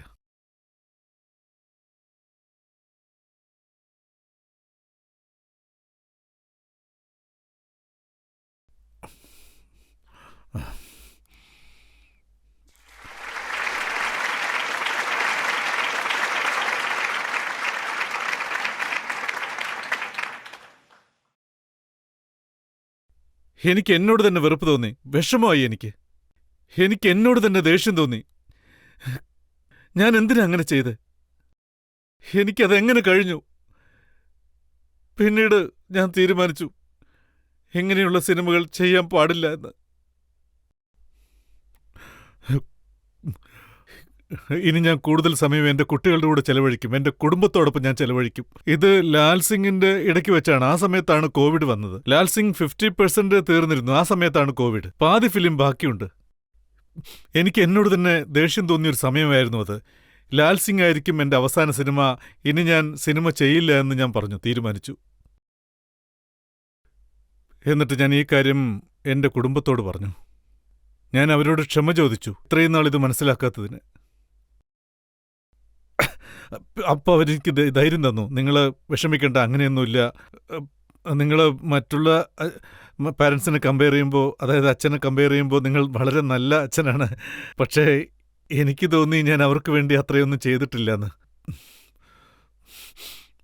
സോ ഞാൻ കുടുംബത്തിലെ എല്ലാവരോടും പറഞ്ഞു ഇതെൻ്റെ അവസാനത്തെ പടമായിരിക്കുമെന്ന്. അതായത് ഞാൻ നിർത്തി. സത്യമായിട്ട് ഞാൻ തീരുമാനിച്ചു. പിന്നൊരു വിചിത്രമായ കാര്യം എന്താണെന്ന് വെച്ചാൽ, അതായത് അതിനു മുമ്പ് എൻ്റെ ഒരു സിനിമ വരുന്നുണ്ടായിരുന്നു, താരേ സിതാരേ പർ. അതിൻ്റെ കഥ കേട്ട് ഡയറക്ടർ പ്രസന്നയോട് ഞാൻ ഓക്കെ പറഞ്ഞു. പ്രസന്നയോട് ഞാൻ ചെയ്യാമെന്ന് പറഞ്ഞു. കാരണം സിനിമകൾ മുമ്പേ പ്ലാൻ ചെയ്യും, കുറച്ച് മുമ്പേ പ്ലാൻ ചെയ്യും. പിന്നെ കോവിഡ് വരുമെന്നുള്ള കാര്യം നമുക്കറിയില്ലല്ലോ. കോവിഡിൽ ഒരുപാട് സമയം പോയി. അതിനു മുമ്പ് തന്നെ ആ പടം ഞാൻ ലോക്ക് ചെയ്തിരുന്നു, പ്രസന്നയോടൊപ്പം പടം ചെയ്യാമെന്ന് പറഞ്ഞ്. ഡൺ. എന്തായാലും ആ സിനിമ ചെയ്യുന്നു. ഏകദേശം ഒരു 6-7 മാസത്തോളം ഞാൻ അന്ന് കരുതി പ്രസന്നയോട് ഈ കാര്യം പറയാമെന്ന്.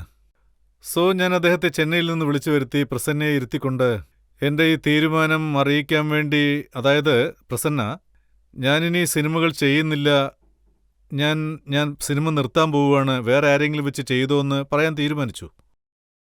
അന്ന് കാലത്ത് മക്കൾ, എൻ്റെ കുട്ടികൾ എന്നെ ഇരുത്തിക്കൊണ്ട് ജുനൈത്തും മൈറയും, അവരെന്നോട് പറഞ്ഞു, അച്ഛൻ ഒരുപാട് ഡിസ്റ്റർബ്ഡാണ്, നിങ്ങൾ ഞങ്ങളുടെ കൂടെ ടൈം സ്പെൻഡ് ചെയ്യാത്തതുകൊണ്ട്.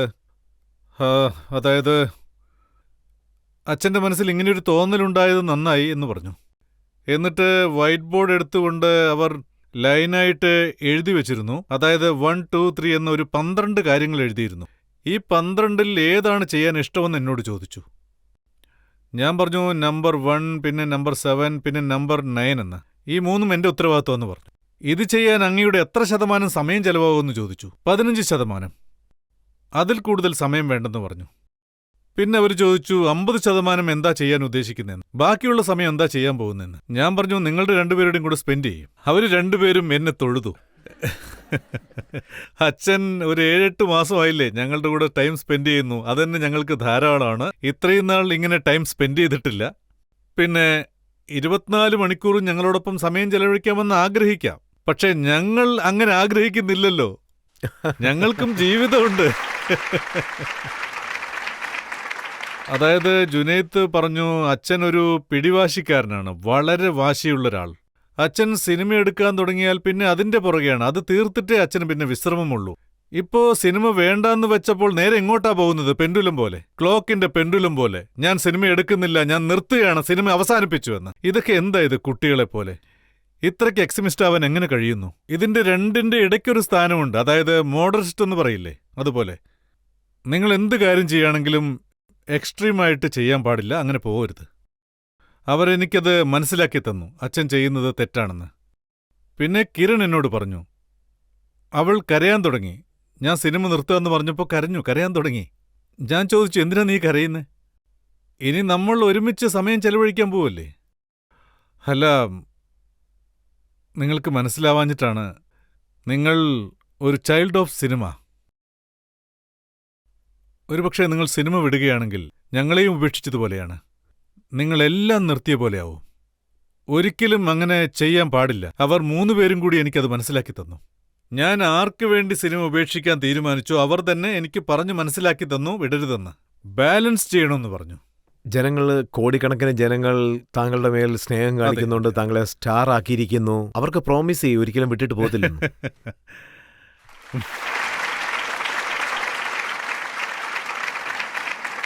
ഞാനിപ്പോ ഇവിടെ വെച്ച് ആപ്കി അദാലത്തിൽ പറയുകയാണ്, ഞാൻ ഒരിക്കലും സിനിമ ഉപേക്ഷിക്കില്ല, ഒരിക്കലും ഉപേക്ഷിക്കില്ല.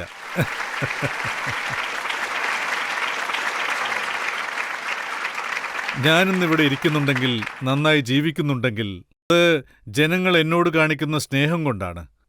പിന്നെ എനിക്ക് സ്നേഹവും ബഹുമാനവും നിങ്ങൾ തന്നിട്ടുണ്ട്. അതിന് ഞാൻ എന്നും കടപ്പെട്ടിരിക്കും. ഇഷ്ടപ്പെട്ട ജോലി ആർക്കൊക്കെയാണ് ചെയ്യാൻ ഭാഗ്യം കിട്ടിയിരിക്കുന്നത്? പിന്നെ എനിക്ക് അതിൽ വിജയമുണ്ടായി, ഭാഗ്യമുണ്ടായി, എല്ലാം എനിക്ക് നേടിത്തന്നു.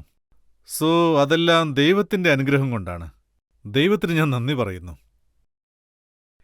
എനിക്കിതെല്ലാം കിട്ടിയല്ലോ. ഈ നാട്, ഈ ഭൂമി, ഇവിടുത്തെ ജനങ്ങൾ, അവരുടെ സ്നേഹമെല്ലാം. അവർക്കെന്നും ഞാൻ നന്ദിയുള്ളവനായിരിക്കും. ഇത് നല്ല കാര്യമാണ്. അതായത് താങ്കൾ കുടുംബത്തിനെയും നോക്കുന്നുണ്ട്, അതുപോലെ ഓഡിയൻസിനെയും നോക്കുന്നുണ്ട്. അവർക്ക് ആത്മവിശ്വാസം നൽകിയിരിക്കുകയാണ്. വളരെ നല്ല കാര്യമാണത്. പക്ഷേ താങ്കളെക്കുറിച്ചുള്ള പല പരാതികളും ഇനിയുമുണ്ട്. ഇപ്പോൾ നമുക്കൊരു ബ്രേക്ക് എടുക്കാം. ബ്രേക്കിന് ശേഷം ആപ്കി അദാലത്തിൽ അമീർ ഖാനോടുള്ള ചോദ്യങ്ങൾ നമ്മൾ തുടരുന്നതാണ്. അത് ഞാൻ ചെയ്യാത്തിടത്തോളം, അത് പുറത്തു വരാത്തിടത്തോളം എനിക്കൊന്നും ചെയ്യാൻ കഴിയില്ല. അതാണ് എൻ്റെ സിറ്റുവേഷൻ. സോ എന്നെ സംബന്ധിച്ചിടത്തോളം ഇതൊരു ഇമ്പോർട്ടൻ്റ് ആയ ഫിലിമാണ് നമ്മുടെ സമൂഹത്തിന് വേണ്ടി. Welcome back. ആപ്കി അദാലത്തിൽ ഇന്നത്തെ നമ്മുടെ അതിഥി ഹിന്ദി സിനിമാ ലോകത്തെ സൂപ്പർ സ്റ്റാറായ അമീർ ഖാനാണ്. ആപ്കി അദാലത്തിലെ അടുത്ത കുറ്റാരോപണം. ആപ്കി അദാലത്തിൽ സൂപ്പർ സ്റ്റാർ അമീർ ഖാന്റെ മേലുള്ള കുറ്റാരോപണം ഇദ്ദേഹം എപ്പോഴും പിൻദിശയിലേക്ക് പോകുന്ന വ്യക്തിയാണ് എന്നുള്ളതാണ്. അമീർ ഖാൻ ലാൽ സിംഗ് ചഡ ഫ്ലോപ്പായി. അതെ അതെ. അതിനുശേഷം താങ്കളോട് എല്ലാവരും പറഞ്ഞു ഇനിയൊരു ആക്ഷൻ സിനിമ എടുക്കുകയാണെങ്കിൽ തീർച്ചയായിട്ടും ഹിറ്റാവുമെന്ന്. ഇപ്പോൾ ആ ഒരു ട്രെൻഡാണ് പൊയ്ക്കൊണ്ടിരിക്കുന്നത്. പക്ഷേ താങ്കൾ അത് പറ്റില്ലെന്ന് പറഞ്ഞ് കോമഡിയാണ് എടുത്തത്. അതെ, ഞാൻ പ്രാക്ടിക്കലല്ല. കുറ്റാരോപണം ശരിയാണ്. ഞാൻ പ്രാക്ടിക്കലല്ല. എൻ്റെ മനസ്സിന് തോന്നുന്നതാണ് ഞാൻ ചെയ്യുന്നത്. അതായത് ഈ കഥ കേട്ടപ്പോൾ എനിക്ക് വളരെയേറെ ഇഷ്ടമായി. അതായത് ഇത് നിങ്ങളെ ചിരിപ്പിക്കും, വളരെ എൻ്റർടൈൻമെൻ്റ് ആയിരിക്കും, അതോടൊപ്പം തന്നെ മനസ്സിനെ ടച്ച് ചെയ്യും. ഇത് അത്രയ്ക്ക് ഡീപ്പായൊരു വിഷയമാണ്. നിങ്ങളുടെ ഹൃദയത്തെ ടച്ച് ചെയ്യും. വളരെ നല്ലൊരു വിഷയമാണ് പറയുന്നത്. അതുകൊണ്ട് എനിക്ക് തോന്നി ഇത് ചെയ്യണമെന്ന്, ഈ സിനിമ ചെയ്യണം. അതായത് കോവിഡിന് ശേഷം ജനങ്ങൾ ആക്ഷൻ സിനിമകൾ ഇഷ്ടപ്പെടുന്നുവെന്നൊരു സംസാരവും ഉണ്ടായി. തിയേറ്ററിൽ ആക്ഷൻ സിനിമകൾ നന്നായി ഓടുന്നുണ്ടെന്ന്. ഞാൻ സമ്മതിക്കില്ല. എനിക്ക് എൻ്റെ ഓഡിയൻസിൽ വളരെ വിശ്വാസമുണ്ട്. ഓഡിയൻസ് ആക്ഷൻ മാത്രം കാണുന്നവരില്ല, ആക്ഷൻ അല്ലാത്ത സിനിമകളും അവർ കാണും. അങ്ങനെയും ഓഡിയൻസ് ഉണ്ട്. അതുകൊണ്ട് ഞാനത് സമ്മതിച്ചു തരില്ല. പിന്നൊരു കാര്യം എന്താണെന്ന് വെച്ചാൽ, ഞാനും ഒരു ക്രിയേറ്റീവ് പേഴ്സണാണ്. അതായത് ഞാൻ ആക്ഷൻ സിനിമകളും ചെയ്തിട്ടുണ്ട്, എല്ലാ തരത്തിലുള്ള സിനിമകളും ചെയ്തിട്ടുണ്ട്. പക്ഷേ ഇപ്പോൾ വന്നിട്ടുള്ള എൻ്റെ സിനിമ സിതാരെ സമീൻ പർ, ആ കഥ എൻ്റെ രക്തത്തിൽ കലർന്നു. അത് ഞാൻ ചെയ്യാത്തിടത്തോളം, അത് പുറത്തു വരാത്തിടത്തോളം എനിക്കൊന്നും ചെയ്യാൻ കഴിയില്ല. അതാണ് എൻ്റെ സിറ്റുവേഷൻ. സോ എന്നെ സംബന്ധിച്ചിടത്തോളം ഇതൊരു ഇമ്പോർട്ടൻ്റ് ആയ ഫിലിമാണ് നമ്മുടെ സമൂഹത്തിന് വേണ്ടി. രജിത് സാർ, നിങ്ങളൊന്ന് ചിന്തിക്കൂ. അതായത് നമ്മുടെ സമൂഹത്തിൽ, അതായത് പീപ്പിൾ വിത്ത് ഇന്റലക്ച്വൽ ഡിസബിലിറ്റി, ജനങ്ങൾക്ക് വേണ്ടി ഇന്റലക്ച്വലി എടിപ്പിക്കൽ, ന്യൂറോടിപ്പിക്കൽ. സോ അവരുടെ ജീവിതം ചെറുപ്പം തൊട്ട് എങ്ങനെയായിരിക്കും, അതിൽ നമുക്ക് ഒരു സെക്കൻഡ് ശ്രദ്ധിക്കാമല്ലോ. നമ്മളെല്ലാവരും 8 വയസ്സ്, 10 വയസ്സ് അതൊക്കെ കടന്നാണ് വന്നിട്ടുള്ളത്. ചിന്തിച്ചു നോക്കൂ, നിങ്ങൾക്ക് 8 വയസ്സുണ്ടായിരുന്നപ്പോൾ സ്കൂളിലൊരു ബർത്ത്ഡേ പാർട്ടി ഉണ്ടെങ്കിലും, അല്ലെങ്കിൽ നമ്മുടെ ബിൽഡിങ്ങിലൊരു ബർത്ത്ഡേ പാർട്ടി ഉണ്ടെങ്കിലും എല്ലാ കുട്ടികളെയും വിളിക്കും. പക്ഷെ നിങ്ങളെ വിളിക്കില്ല. കാരണം നിങ്ങൾ ഡൗൺ സിൻഡ്രോമാണ്. ഇതൊരിക്കലല്ല, എപ്പോഴും നടക്കും, സംഭവിക്കും. അപ്പോൾ നമ്മൾ ആ കുട്ടിയുടെ മനസ്സിനെപ്പറ്റി ചിന്തിക്കണം. അവൻ എങ്ങനെ ഫീൽ ചെയ്യുമെന്ന്. അവനെന്തെങ്കിലും തെറ്റ് ചെയ്തിട്ടുണ്ടോ? അവനെന്തെങ്കിലും പാപം ചെയ്തിട്ടുണ്ടോ? എന്തെങ്കിലും ചെയ്തിട്ടുണ്ടോ? അത് അവന്റെ ഫാൾട്ടുമല്ല. ആർക്ക് വേണമെങ്കിലും സംഭവിക്കാം. എനിക്ക് സംഭവിക്കാം, നിങ്ങൾക്ക് സംഭവിക്കാം. ഇത് നമ്മുടെ കൺട്രോളിലുള്ള കാര്യമല്ല. അവന് വല്ലാത്ത വേദനയുണ്ടാവും. കാരണം അവനെ സെപ്പറേറ്റ് ചെയ്തുകൊണ്ടിരിക്കുകയാണ് നമ്മൾ. ജീവിതകാലം മുഴുവൻ സെപ്പറേറ്റ് ചെയ്യും. ഇത് ശരിയല്ല, മനുഷ്യത്വമല്ല. നമ്മുടെ ഈ ഇന്ത്യ രാജ്യം വളരെ അത്ഭുതകരമായ ഒരു രാജ്യമാണ്. ഈയൊരു കാര്യം ഈ ഒരു അവസ്ഥ നമ്മൾ ചേഞ്ച് ചെയ്തേ പറ്റും. അതായത് അലിവുള്ള മനസ്സാണ്. എനിക്ക് തോന്നുന്നു ഇതൊരു പ്രധാനപ്പെട്ട ടോപ്പിക്കാണെന്ന്. എല്ലാവരും മനുഷ്യരല്ലേ, എല്ലാവർക്കും മനസ്സുണ്ടല്ലോ. സോ ആരും തന്നെ ഇന്ത്യയിൽ, പ്രധാനമന്ത്രി തന്നെ ഈ കാര്യം പറഞ്ഞിട്ടുണ്ട്, 2047 നമ്മൾ എത്ര ദൂരം മുന്നോട്ട് പോകണമെന്ന് വെച്ചാൽ, അതായത് വികലാംഗരുണ്ടല്ലോ, അവരെ നമ്മൾ ഒരുമിച്ച് ചേർത്ത് നിർത്തണം, അവരെ നമ്മോടൊപ്പം കൂട്ടിക്കൊണ്ടുപോകണം. ഇത് അദ്ദേഹത്തിന്റെ സ്റ്റേറ്റ്മെന്റാണ്. ഇതിനുവേണ്ടിയാണ് ശ്രമിക്കുന്നത്. വികലാംഗർക്ക് വേണ്ടി ഒരു ലോയും കൊണ്ടുവന്നിട്ടുണ്ട്. കാരണം നമ്മുടെ രാജ്യത്ത് എല്ലാവർക്കും തുല്യത വേണമെന്ന് പറഞ്ഞുകൊണ്ട്. അതായത് സ്കൂളിൽ കുട്ടികൾക്ക് നമ്മൾ അഡ്മിഷൻ വാങ്ങിച്ചു കൊടുക്കുമ്പോൾ അന്നു തൊട്ടേ നമ്മൾ വേർതിരിക്കാനാണ് ശ്രമിക്കുന്നത്. ഈ കുട്ടി സ്പെഷ്യൽ സ്കൂളിൽ പോയി ചേരണം, ഈ കുട്ടി നോർമൽ അല്ലാത്തതുകൊണ്ട് ഇവിടെ പറ്റില്ല, വേറെ സ്കൂളിൽ ചേർക്കണമെന്ന് പറയും. ഇങ്ങനെ ചെയ്യുമ്പോൾ 2 കാര്യങ്ങൾ സംഭവിക്കും. ഒന്ന്, ഈ കുട്ടികളോട് നിങ്ങൾ അന്യായമാണ് കാണിക്കുന്നത്. അവരെ നിങ്ങൾ വേർപിരിക്കുന്നു, മെയിൻ സ്ട്രീമിൽ വരാൻ വിടുന്നില്ല. രണ്ടാമത്തേത്, ഒരു കുട്ടി ന്യൂറോടിപ്പിക്കലാണെങ്കിൽ, സപ്പോസ് നോർമൽ പേഴ്സൺ ആണെങ്കിൽ, അവർക്ക് നിങ്ങൾ എന്തുമാത്രം നഷ്ടമാണ് ഉണ്ടാക്കുന്നതെന്ന് ചിന്തിക്കൂ. അവർക്കതിനുള്ള അവസരം ലഭിക്കുന്നില്ല. അവന് ഫ്രണ്ട്സിൻ്റെ കൂടെ ഇരിക്കാൻ കഴിയുന്നില്ല. അവൻ ന്യൂറോടിപ്പിക്കലായിരിക്കാം, ഡൗൺ സിൻഡ്രോം ആയിരിക്കാം, അങ്ങനെ പലതും ആയിരിക്കാം. അവരും സെൻസിറ്റീവായിരിക്കുന്നത്, അതായത് സെൻസിറ്റീവായിരിക്കുന്നത് പഠിക്കാൻ കഴിയും, എമ്പതി മനസ്സിലാക്കാൻ കഴിയും, കെയറിംഗ് പഠിക്കാൻ കഴിയും, സഹായിക്കുന്നത് പഠിക്കാൻ കഴിയും, കൈകോർത്തുകൊണ്ട് 2 പേർക്കും മുന്നോട്ട് പോകാൻ കഴിയും. ഒരുപക്ഷെ ആ കുട്ടി എക്സാമിൽ ഫെയിലായാലും എന്താണ് കുഴപ്പം, എന്താണ് പ്രശ്നം? നമ്മൾ 10ാം ക്ലാസ് പാസ്സായി സയന്റിസ്റ്റായോ എന്താ? നിങ്ങളോട് ഞാൻ A+B² വാട്ടെന്ന് ചോദിച്ചോ? പറയൂ. A+B A² + B² + 2AB. പക്ഷേ അത് എത്രത്തോളം ഇമ്പോർട്ടൻ്റ് ആണ്? നിങ്ങൾ ലൈഫിൽ അത് എന്തുമാത്രം ഉപയോഗിച്ചിട്ടുണ്ട്? എത്രത്തോളം ഉപയോഗിച്ചിട്ടുണ്ട്? പറയൂ. A² + B² + 2AB. ആ ആൻസർ വരുന്ന പോലെ ഒന്നും ഉപയോഗിച്ചിട്ടില്ലല്ലോ. അത് കുട്ടികൾക്ക് വരുന്നില്ലെങ്കിൽ വേണ്ട, വിട്ടേക്കൂ. എന്താ കുഴപ്പം? അതായത് അവർക്ക് കുറച്ച് സമയം വേണം, സമയമെടുക്കും. നിങ്ങൾക്കൊരു കാര്യം മനസ്സിലാവാൻ 2 മിനിറ്റ് മതി, എനിക്ക് 4 മിനിറ്റ് വേണം. അത്രയേ ഉള്ളൂ. നമ്മൾ കുറച്ച് പേഷ്യൻ്റ് ആയിരിക്കണം. അതൊരു വലിയ കാര്യമൊന്നുമല്ല. ഇതുകൊണ്ട് നമ്മൾ വളരുമ്പോൾ എന്താണ് സംഭവിക്കുന്നത് വെച്ചാൽ, നമ്മളെ തമ്മിൽ എത്രമാത്രം വേർപിരിക്കുന്നോ, നമ്മളൊരാളെ കണ്ടുമുട്ടുമ്പോൾ അയാൾ ഡൗൺ സിൻഡ്രോം ആണെങ്കിൽ നമുക്കവരോട് ഒരു കാര്യം സംസാരിക്കാൻ പോലും കഴിയില്ല. എങ്ങനെ സംസാരിക്കണമെന്ന് അറിയില്ല. നമ്മൾ വളരെ ആക്വേർഡായിട്ട് ഫീൽ ചെയ്യാൻ തുടങ്ങും, അതല്ലേ? സോ അത് ശരിയല്ല. നമ്മുടെ പ്രൈം മിനിസ്റ്റർ ഈ ഒരു സ്റ്റേറ്റ്മെന്റ് കൊടുത്തിട്ടുണ്ട്. അന്ന് നമ്മുടെ സ്വാതന്ത്ര്യത്തിന്റെ 100ാം വാർഷികമായിരിക്കും. അന്നത്തോടുകൂടി ഇതെല്ലാം അവസാനിക്കണം. നമ്മളൊരു ഇൻക്ലൂസീവ് സൊസൈറ്റിയായി മുന്നോട്ട് പോകണം. ഈ ടോപ്പിക്കാണ് ഈ സിനിമ ചർച്ച ചെയ്യുന്നത്. സോ നിങ്ങൾ പറയൂ, ഞാൻ ഇങ്ങനെയുള്ള സിനിമകൾ ചെയ്യണോ അതോ ആക്ഷൻ ഫിലിം ചെയ്യണോ? ഒന്ന് ചിന്തിച്ചു നോക്കൂ. അമർ, ഞാൻ ഈ സിനിമ കണ്ടിരുന്നു. സത്യത്തിൽ അത് വളരെ മനോഹരമായ സിനിമയാണ്. വളരെ ഇൻട്രസ്റ്റിംഗ് ആയി മനോഹരമായ ഒരു മെസ്സേജാണ് അതിൽ നൽകിയിരിക്കുന്നത്. താങ്കളുടെ ആക്ടിംഗ് ആണെങ്കിൽ അടിപൊളിയായിരുന്നു, പറയാൻ വാക്കുകളില്ല. ഞാൻ എല്ലാ പ്രേക്ഷകരോടും പറയും, തീർച്ചയായിട്ടും ഈ സിനിമ കാണണമെന്ന്. കാരണം താങ്കൾ ഈ സിനിമയിൽ എങ്ങനെയുള്ള സബ്ജക്റ്റാണ് പറഞ്ഞിരിക്കുന്നതെന്ന് വെച്ചാൽ, ഒരു സീനിൽ താങ്കൾ പറയുന്നു, അതായത് നമ്മൾ ഈ കുട്ടികളെ ബുദ്ധിമാന്ദ്യമുള്ളവരാണെന്ന് പറയും, പക്ഷെ അവർ നമ്മളെക്കാളും ബുദ്ധിശാലികളാണ്. നമ്മൾ അവർക്ക് പഠിപ്പിച്ചു കൊടുക്കാൻ നോക്കും, പക്ഷെ അവരാണ് നമ്മളെ അവരെനിക്ക് പഠിപ്പിച്ചു തന്നു. അത് ശരിയാണ്. ആക്ച്വലി ഇത് എന്നെ സംബന്ധിച്ചിടത്തോളം താരേ സമീൻ പറിന്റെ 2nd പാർട്ടാണ്. നമ്മൾ പാർട്ട് 2 എന്ന് പറയും. ആക്ച്വലി കഥ വേറെയാണ്, ആർട്ടിസ്റ്റും വേറെയാണ്, തീമും വേറെയാണ്. ഈ സിനിമ താരേ സമീൻ പറിനേക്കാൾ 10 മടങ്ങ് മികച്ചതാണ്. താരേ സമീൻ പറിൽ എന്റെ ക്യാരക്ടർ നിക്കിം സർ വളരെ ക്ഷമയുള്ള, സെൻസിറ്റീവായ, ഉത്തരവാദിത്വമുള്ള മനുഷ്യനാണ്. ഈ സിനിമയിൽ ഗുൽഷൻ വളരെ നോട്ടിയാണ്.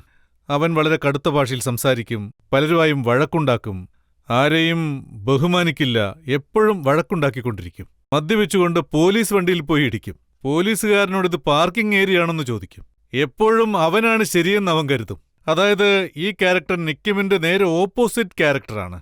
പിന്നെ ആ സിനിമയിൽ ഒരു ടീച്ചർ സ്റ്റുഡൻറ്റിനെ ഹെൽപ്പ് ചെയ്യുന്നു. പക്ഷേ ഈ സിനിമയിൽ സ്റ്റുഡൻസാണ് ടീച്ചർക്ക് നല്ല വഴി കാണിക്കുന്നത്. ഒരു നല്ല മനുഷ്യനായിരിക്കേണ്ടത് എങ്ങനെയാണെന്ന്. ആ സിനിമ കരയിപ്പിക്കും, ഈ സിനിമ ചിരിപ്പിക്കും. സോ ഇതിൽ ഞാൻ വളരെ എക്സൈറ്റഡ് ആണ്. എനിക്ക് വളരെ സന്തോഷമുണ്ട് നിങ്ങൾ ആ സിനിമ കണ്ടിട്ടുണ്ട്. പിന്നെ എനിക്ക് പറയാനുള്ളത്, ഇവിടെയുള്ള നമ്മുടെ നാട്ടിലുള്ള എല്ലാവരും ഈ സിനിമ കാണണം. പിന്നെ പക്ഷെ താങ്കൾ ഈ സിനിമ തിയേറ്ററിൽ മാത്രമേ റിലീസ് ചെയ്യുള്ളൂ എന്ന് പറഞ്ഞു. OTT-ക്ക് അതെ, കൊടുക്കില്ലെന്ന് പറഞ്ഞു. ഞാനിതിന് എതിരാണ്. ഞാൻ വളരെ ലോയലിസ്റ്റാണ്. ഞാൻ ഇന്നിവിടെ ഇരിക്കുന്നുണ്ടെങ്കിൽ അതിന് കാരണം സിനിമാ തിയേറ്ററുകളാണ്, പിന്നെ സിനിമാ പ്രേക്ഷകരും. തിയേറ്റർ കാരണമാണ് ഞാനിപ്പോൾ ഇവിടെ ഇരിക്കുന്നത്. എനിക്കൊരിക്കലും അങ്ങനെ ചെയ്യാൻ കഴിയില്ല. തിയേറ്റർ വിട്ടൊരു കളി എനിക്കില്ല. അതാണ് എൻ്റെ തീരുമാനം. ഇന്നത്തെ കാലത്ത് നമുക്ക് നമ്മൾ തന്നെ കുഴി തോണ്ടി എന്ന് പറയുന്ന പോലെ നമ്മളൊരു ചെറിയ വിൻഡോ ആക്കിയതുപോലെ, അതായത് ചെറിയ വിൻഡോ, എത്ര ചെറിയ വിൻഡോ എന്ന് വെച്ചാൽ ഏത് തരത്തിലുള്ള വിൻഡോ ആണെങ്കിലും ഞാൻ നിങ്ങളോട് ഈ ഗ്ലാസ് വാങ്ങാനായി പറയുന്നു. ഒരുപക്ഷെ നിങ്ങളിത് വാങ്ങിയില്ലെങ്കിൽ 8 ആഴ്ച കഴിഞ്ഞ് ഞാനിത് നിങ്ങളുടെ വീട്ടിൽ വെച്ചിട്ട് പോയാൽ പിന്നെ ഇതാര് വാങ്ങിക്കും? ഫിലിമിലും അങ്ങനെയാണ് നടക്കുന്നത്. നിങ്ങൾ സിനിമ കാണാൻ വരൂ, വന്നില്ലെങ്കിൽ ഞങ്ങൾ നിങ്ങളുടെ വീട്ടിലെത്തും. എന്നാ പിന്നെ വീട്ടിലേക്ക് വാ, ഞങ്ങളെന്തിനാ തിയേറ്ററിലേക്ക് വരുന്നത്? ഇതുകൊണ്ട് എന്ത് സംഭവിക്കുന്നു വെച്ചാൽ തിയേറ്റർ ബിസിനസ് തന്നെ ഇല്ലാതാവും. ഇത് വളരെ ദുഃഖകരമായ ഒരു കാര്യമാണ്. എല്ലാവരും വളർന്നത് തിയേറ്ററിൽ സിനിമ കണ്ടുകൊണ്ടല്ലേ. തിയേറ്ററിനൊരു മാജിക് ഉണ്ട്, അതൊരു നല്ല എക്സ്പീരിയൻസാ. ഇരുട്ടായിരിക്കും, നിങ്ങളൊരു 300-400 പേരോടൊപ്പം ചിരിക്കുന്നു, 400 പേരോടൊപ്പം ഇരുന്നുകൊണ്ട് നിങ്ങൾ കരയുന്നു. ഒരുപക്ഷെ സിനിമ ഇഷ്ടമായില്ലെങ്കിൽ അവരോടൊപ്പം ചേർന്ന് തെറിവിളിക്കുന്നു, കൂകുന്നു, എന്താണെങ്കിലും it is A community experience, collective experience. വളരെ ഡിഫറൻ്റ് ആയിട്ടുള്ള എക്സ്പീരിയൻസ് ആണ്. പക്ഷെ ഞാനിപ്പോൾ ഒറ്റയ്ക്കിരുന്നാണ് കാണുന്നത്. എന്താണ് പ്രയോജനം? സോ എന്റെ അഭിപ്രായത്തിൽ നിങ്ങൾക്ക് എങ്ങനെ വേണമെങ്കിലും കാണാം, അത് നിങ്ങളുടെ ഇഷ്ടം. എനിക്ക് പറയാനുള്ളത് അതൊരു ചെറിയ വിൻഡോയാണ്. ആക്ച്വലി എനിക്ക് OTT ചാനലുകളിൽ നിന്ന് ഒരുപാട് ഓഫറുകൾ വന്നിരുന്നു. ഞാൻ അവരോട് പറഞ്ഞു, ഒരു 6 മാസം കഴിഞ്ഞ് നിങ്ങൾ സിനിമ പ്രദർശിപ്പിക്കും, അതിലെനിക്കൊരു വിരോധമില്ലാന്ന്. പക്ഷെ അവരതിന് സമ്മതിച്ചില്ല. പണം ഓഫർ ചെയ്യുന്നുണ്ടല്ലോ, 20-25 കോടി. അതെ, ഒരുപാട് ഓഫറുകൾ തന്നു. പക്ഷെ ഞാനിതൊന്നും അംഗീകരിച്ചില്ല. പണം ഇഷ്ടമല്ലേ? അല്ല, പണം വേണം, പക്ഷേ അധ്വാനിച്ച് സമ്പാദിക്കണം. പക്ഷേ ഇത് തെറ്റാണെന്നാണ് എൻ്റെ അഭിപ്രായം. അതായത് നമ്മൾ ദ്രോഹം ചെയ്യുകയാണെന്ന് നമ്മുടെ ഇൻഡസ്ട്രിക്ക്, നമ്മുടെ ഫിലിം ഇൻഡസ്ട്രിക്ക്, നമ്മുടെ സിനിമാ തിയേറ്ററുകൾക്ക്. എനിക്ക് അതിലൊട്ടും താല്പര്യമില്ല. മേ ബി അല്ല, ഞാൻ പറഞ്ഞല്ലോ ഞാൻ പ്രാക്ടിക്കൽ അല്ലാന്ന്. സോ എനിക്ക് വിശ്വാസമുണ്ട് ഈ സിനിമ തിയേറ്ററിൽ ഓടുമെന്ന്. പിന്നെ ഞങ്ങളുടെ അധ്വാനം, ഞങ്ങൾ മുടക്കിയ കാശ് അത് തിയേറ്ററിൽ നിന്ന് തന്നെ കിട്ടും. ഇതെന്റെ വിശ്വാസമാണ്. പിന്നെ അതുമാത്രമല്ല, എനിക്ക് പ്രേക്ഷകരിലും നല്ല വിശ്വാസമുണ്ട്. എന്റെ പ്രേക്ഷകർ ഇതുവരെ എന്റെ സിനിമകൾ തിയേറ്ററിലാണ് കണ്ടിട്ടുള്ളത്. ഈ സിനിമയും അവർ തിയേറ്ററിൽ തന്നെ കാണും. അതെനിക്ക് നല്ല വിശ്വാസമുണ്ട്. അമീർ, നമ്മുടെ രാജ്യത്ത് ഇതുപോലെ ലക്ഷക്കണക്കിന് കുട്ടികളുണ്ട്. ധാരാളം കുടുംബത്തിൽ അങ്ങനെയുള്ള പല കുടുംബങ്ങളിലും അങ്ങനെയാണ്. അവർ ഒളിച്ചു വെക്കുകയാണ്. ഇപ്പോ അതിനുള്ള സമയം വന്നിരിക്കുന്നു. തീർച്ചയായിട്ടും പുറത്തു കൊണ്ടുവരേണ്ട സമയമാണ് എനിക്ക് വേണ്ടത്. ഈ സിനിമ കണ്ടതിന് ശേഷം ജനങ്ങൾ അവരെ, നമ്മുടെ കുടുംബത്തിൽ അതുപോലുള്ള കുട്ടികൾ ആരെങ്കിലും ഉണ്ടെങ്കിൽ അവരെ നമ്മൾ സന്തോഷത്തോടെ പുറത്തേക്ക് കൊണ്ടുവരണം. പിന്നെ താങ്കൾ ചെയ്ത റോൾ വളരെ ചാലഞ്ചിങ്ങുമായിരുന്നു, നന്നായിരുന്നു. പക്ഷെ ഒരു രീതിയിൽ നോക്കിയാൽ നെഗറ്റീവ് റോളുമായിരുന്നു. പക്ഷെ കുട്ടികൾ ഓരോ പ്രാവശ്യവും ഓരോന്ന് താങ്കളെ പഠിപ്പിച്ചു, തെറ്റെന്ന് മനസ്സിലാക്കി തന്നു. താങ്കൾ പറഞ്ഞത് ശരിയാണ്, വളരെ ശരിയാണ്. ഈ സിനിമ ചെയ്തത് നന്നായെന്നാണ് എനിക്ക് തോന്നിയത്. ആ കുട്ടികളോടൊപ്പം പ്രവർത്തിച്ചതിൽ എനിക്ക് വളരെ സന്തോഷമുണ്ട്. പക്ഷെ ആ കുട്ടികൾക്ക് ആക്ടിങ്ങിൽ ട്രെയിനിങ് ഒന്നുമില്ലേ? അല്ല, ഇതിൽ ഒരു 10 പേരുണ്ട്. അതിൽ ഒരാൾ മാത്രം ആള് കേരളത്തിൽ നിന്നുള്ളതാണ്. മലയാളത്തിൽ 1-2 സിനിമകൾ ചെയ്തിട്ടുണ്ട്. ബാക്കിയുള്ള 9 പേർ ആർട്ടിസ്റ്റ് അല്ല, സാധാരണ വ്യക്തികളാണ്. They are peoples who are. ഒരാൾ ന്യൂറോ, ഒരാൾ ഡൗൺ സിൻഡ്രോം, ഒരാൾ ഓട്ടിസ്റ്റിക്, പിന്നെ സ്പെക്ട്രം. സോ ഫസ്റ്റ് ടൈമാണ് എനിക്ക് ഇങ്ങനെയൊരു അനുഭവം. അവർക്കും അത് ഫസ്റ്റ് ടൈമാണ്. എന്ത് ഭംഗിയായിട്ടാണ് അവർ ചെയ്യുന്നത്. അവർക്ക് ഒരു ഹെൽപ്പും, ആരുടെ ഹെൽപ്പും ആവശ്യമില്ല. ഇതെനിക്ക് തുറന്നു പറയാൻ പറ്റും. ഞങ്ങൾ കാസ്റ്റിംഗ് പ്രോസസ്സ് ചെയ്യും. ഇവരും കാസ്റ്റിംഗ് പ്രോസസ്സ് ക്രോസ് ചെയ്തു. അത് കഴിഞ്ഞ് ഞങ്ങൾ വർക്ക്ഷോപ്പ് റിഹേഴ്സൽസ് ചെയ്യും. ഞാൻ ചെയ്യുന്ന പോലെ ഇവരും വർക്ക്ഷോപ്പ് റിഹേഴ്സൽസ് ചെയ്തു. ഡയലോഗ് കാണാപ്പാടം പഠിക്കുന്നത്, എക്സെട്രാ എക്സെട്രാ. പിന്നെ ഞങ്ങൾ ഷൂട്ടിങ്ങിന് സെറ്റിടും. 1 മിനിറ്റ് പോലും വേസ്റ്റായിട്ടില്ല ഇവർ കാരണം. 1 നിമിഷം പോലും വേസ്റ്റായിട്ടില്ല. ഇതെനിക്ക് ഉറപ്പിച്ച് പറയാൻ പറ്റും. അവർക്ക് മറ്റുള്ളവരെ അപേക്ഷിച്ച് യാതൊരു വ്യത്യാസവുമില്ല. പലരും എന്നോട് ചോദിച്ചിട്ടുണ്ട്, ഇവർ കാരണം നിങ്ങൾക്ക് പ്രശ്നങ്ങൾ ഉണ്ടായി അല്ലേ എന്ന്, ഒരുപാട് സമയം എടുത്തു അല്ലേ എന്ന്. ഒരിക്കലുമില്ല. ഇവർ വന്നപ്പോൾ സെറ്റിൽ എങ്ങനെയായിരുന്നു എന്ന് വെച്ചാ, അതായത് എങ്ങനെ മാറിയെന്നറിയോ, അത്രയ്ക്ക് പോസിറ്റീവ് എനർജി ആയിരുന്നു അവർക്ക്. ചിരിച്ചുകൊണ്ടാണ് അവർ വരിക. അത്രയ്ക്ക് ഹാപ്പി ആയിരുന്നു അവരെല്ലാവരും. ഷൂട്ടിംഗ് സ്പോട്ടിലേക്ക് വളരെ ഇൻട്രസ്റ്റോടു കൂടിയാണ് വരിക. നല്ല ടീം പ്ലേയേഴ്സാണ്. വർക്ക് ചെയ്യാനൊരു എക്സൈറ്റ്മെന്റോടെ ആയിരിക്കും ഇരിക്കുക. അമീർ, എന്റെ ബെസ്റ്റ് വിഷസ്. ഫിലിം സക്സസ് ആകണം. താങ്കൾക്ക് വേണ്ടി മാത്രമല്ല, ഈ രാജ്യത്തുള്ള ജനങ്ങൾക്ക് വേണ്ടി അത് ആവശ്യമാണ്.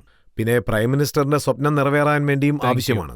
ഞങ്ങളുടെ എല്ലാവരുടെയും ബെസ്റ്റ് വിഷസ് താങ്കളോടൊപ്പം ഉണ്ട്. Thank you Rajith sir. ഇപ്പോൾ നമുക്കൊരു ബ്രേക്ക് എടുക്കാം. ബ്രേക്കിന് ശേഷം ആപ്കി അദാലത്തിൽ ഇന്നത്തെ ജഡ്ജിയായ ലഫ്റ്റനന്റ് ജനറൽ റിട്ടയർഡ് രാമേശ്വർ റോയുടെ ജഡ്ജ്മെന്റ് എന്താണെന്ന് നമുക്ക് നോക്കാം.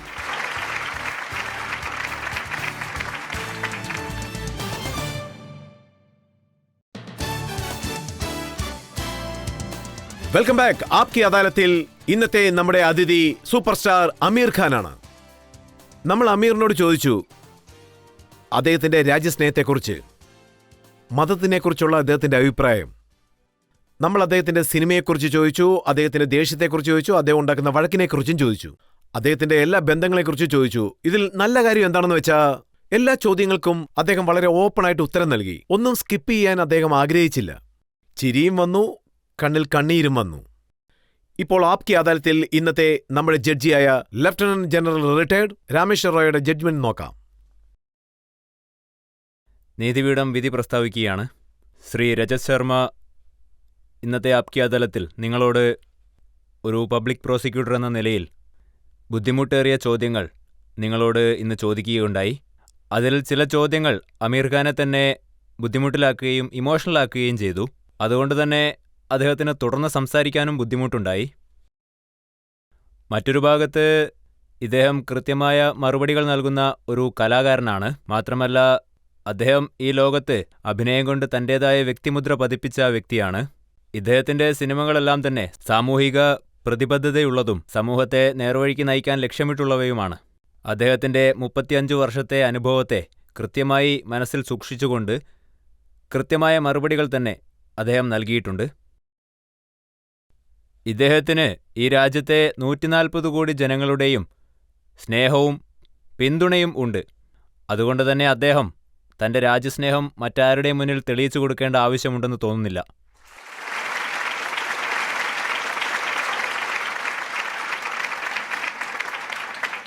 ഈ കാര്യത്തിൽ നീതിപീഠം മറ്റൊരു കാര്യം കൂടി പറയാൻ ആഗ്രഹിക്കുന്നു. ഇദ്ദേഹം ഒരു മികച്ച കലാകാരൻ മാത്രമല്ല, സാമൂഹിക പ്രതിബദ്ധതയും ഉത്തരവാദിത്തങ്ങളും അറിയുന്ന വ്യക്തിയുമാണ്. അദ്ദേഹം ജനങ്ങളോട് പറയുന്ന കാര്യങ്ങൾ പ്രവർത്തിച്ച് കാണിക്കുന്നുമുണ്ട്. ഞാനൊരു കാര്യം ഓർമ്മിപ്പിക്കാം, അത് അദ്ദേഹം തന്നെ നിങ്ങളോട് പറഞ്ഞിട്ടുണ്ട്. 2012 സത്യമേവ ജയതേ എന്ന പ്രോഗ്രാം ഇദ്ദേഹം സ്റ്റാർട്ട് ചെയ്തപ്പോൾ അതിൽ നമ്മുടെ സമൂഹത്തിലുള്ള പ്രാചീനമായ പല സംസ്കാരങ്ങളെയും ജനങ്ങൾക്ക് മുന്നിൽ അദ്ദേഹം എത്തിച്ചിട്ടുണ്ട്. സമൂഹത്തിലെ പല സംഘടനകളുടെയും പ്രവർത്തനം മെച്ചപ്പെടുത്തുന്നതിൽ ഇദ്ദേഹത്തിന് വലിയൊരു പങ്ക് തന്നെയുണ്ട്. അത് നമ്മൾ അംഗീകരിച്ചേ മതിയാവൂ. അതിൽ ഒരു തരത്തിലും ഒരു മതപരമായ ആംഗിൾ ഉണ്ടെന്ന് പറയാൻ സാധിക്കില്ല. 2016 ഇദ്ദേഹം പാനി ഫൗണ്ടേഷൻ രൂപീകരിച്ചു. ഇത് മഹാരാഷ്ട്ര മൊത്തം പ്രവർത്തിക്കുന്ന ഒന്നാണ്. കർഷകർ, അതോടൊപ്പം കഷ്ടപ്പെടുന്ന എല്ലാ മനുഷ്യരും അവരുടെ അവസ്ഥയെ മെച്ചപ്പെടുത്തുന്നതിനു വേണ്ടിയാണ് ഇദ്ദേഹം ആ ഫൗണ്ടേഷൻ രൂപീകരിച്ചത്. എൻ്റെ അറിവിൽ ഇത് ഏറ്റവും മികച്ച 2 ഉദാഹരണങ്ങളാണ്. വേറെ ഒരു കലാകാരനും ഇതുപോലെയുള്ള പ്രവർത്തനങ്ങൾ ചെയ്തിട്ടുണ്ടാവില്ല.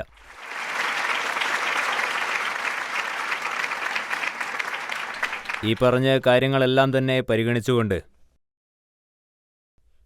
ശ്രീ അമീർ ഖാനെ അദ്ദേഹത്തിൻ്റെ മേൽ ചുമത്തപ്പെട്ട എല്ലാ കുറ്റാരോപണങ്ങളിൽ നിന്നും കുറ്റവിമുക്തനാക്കിയതായി ഈ കോടതി ഉത്തരവിടുന്നു.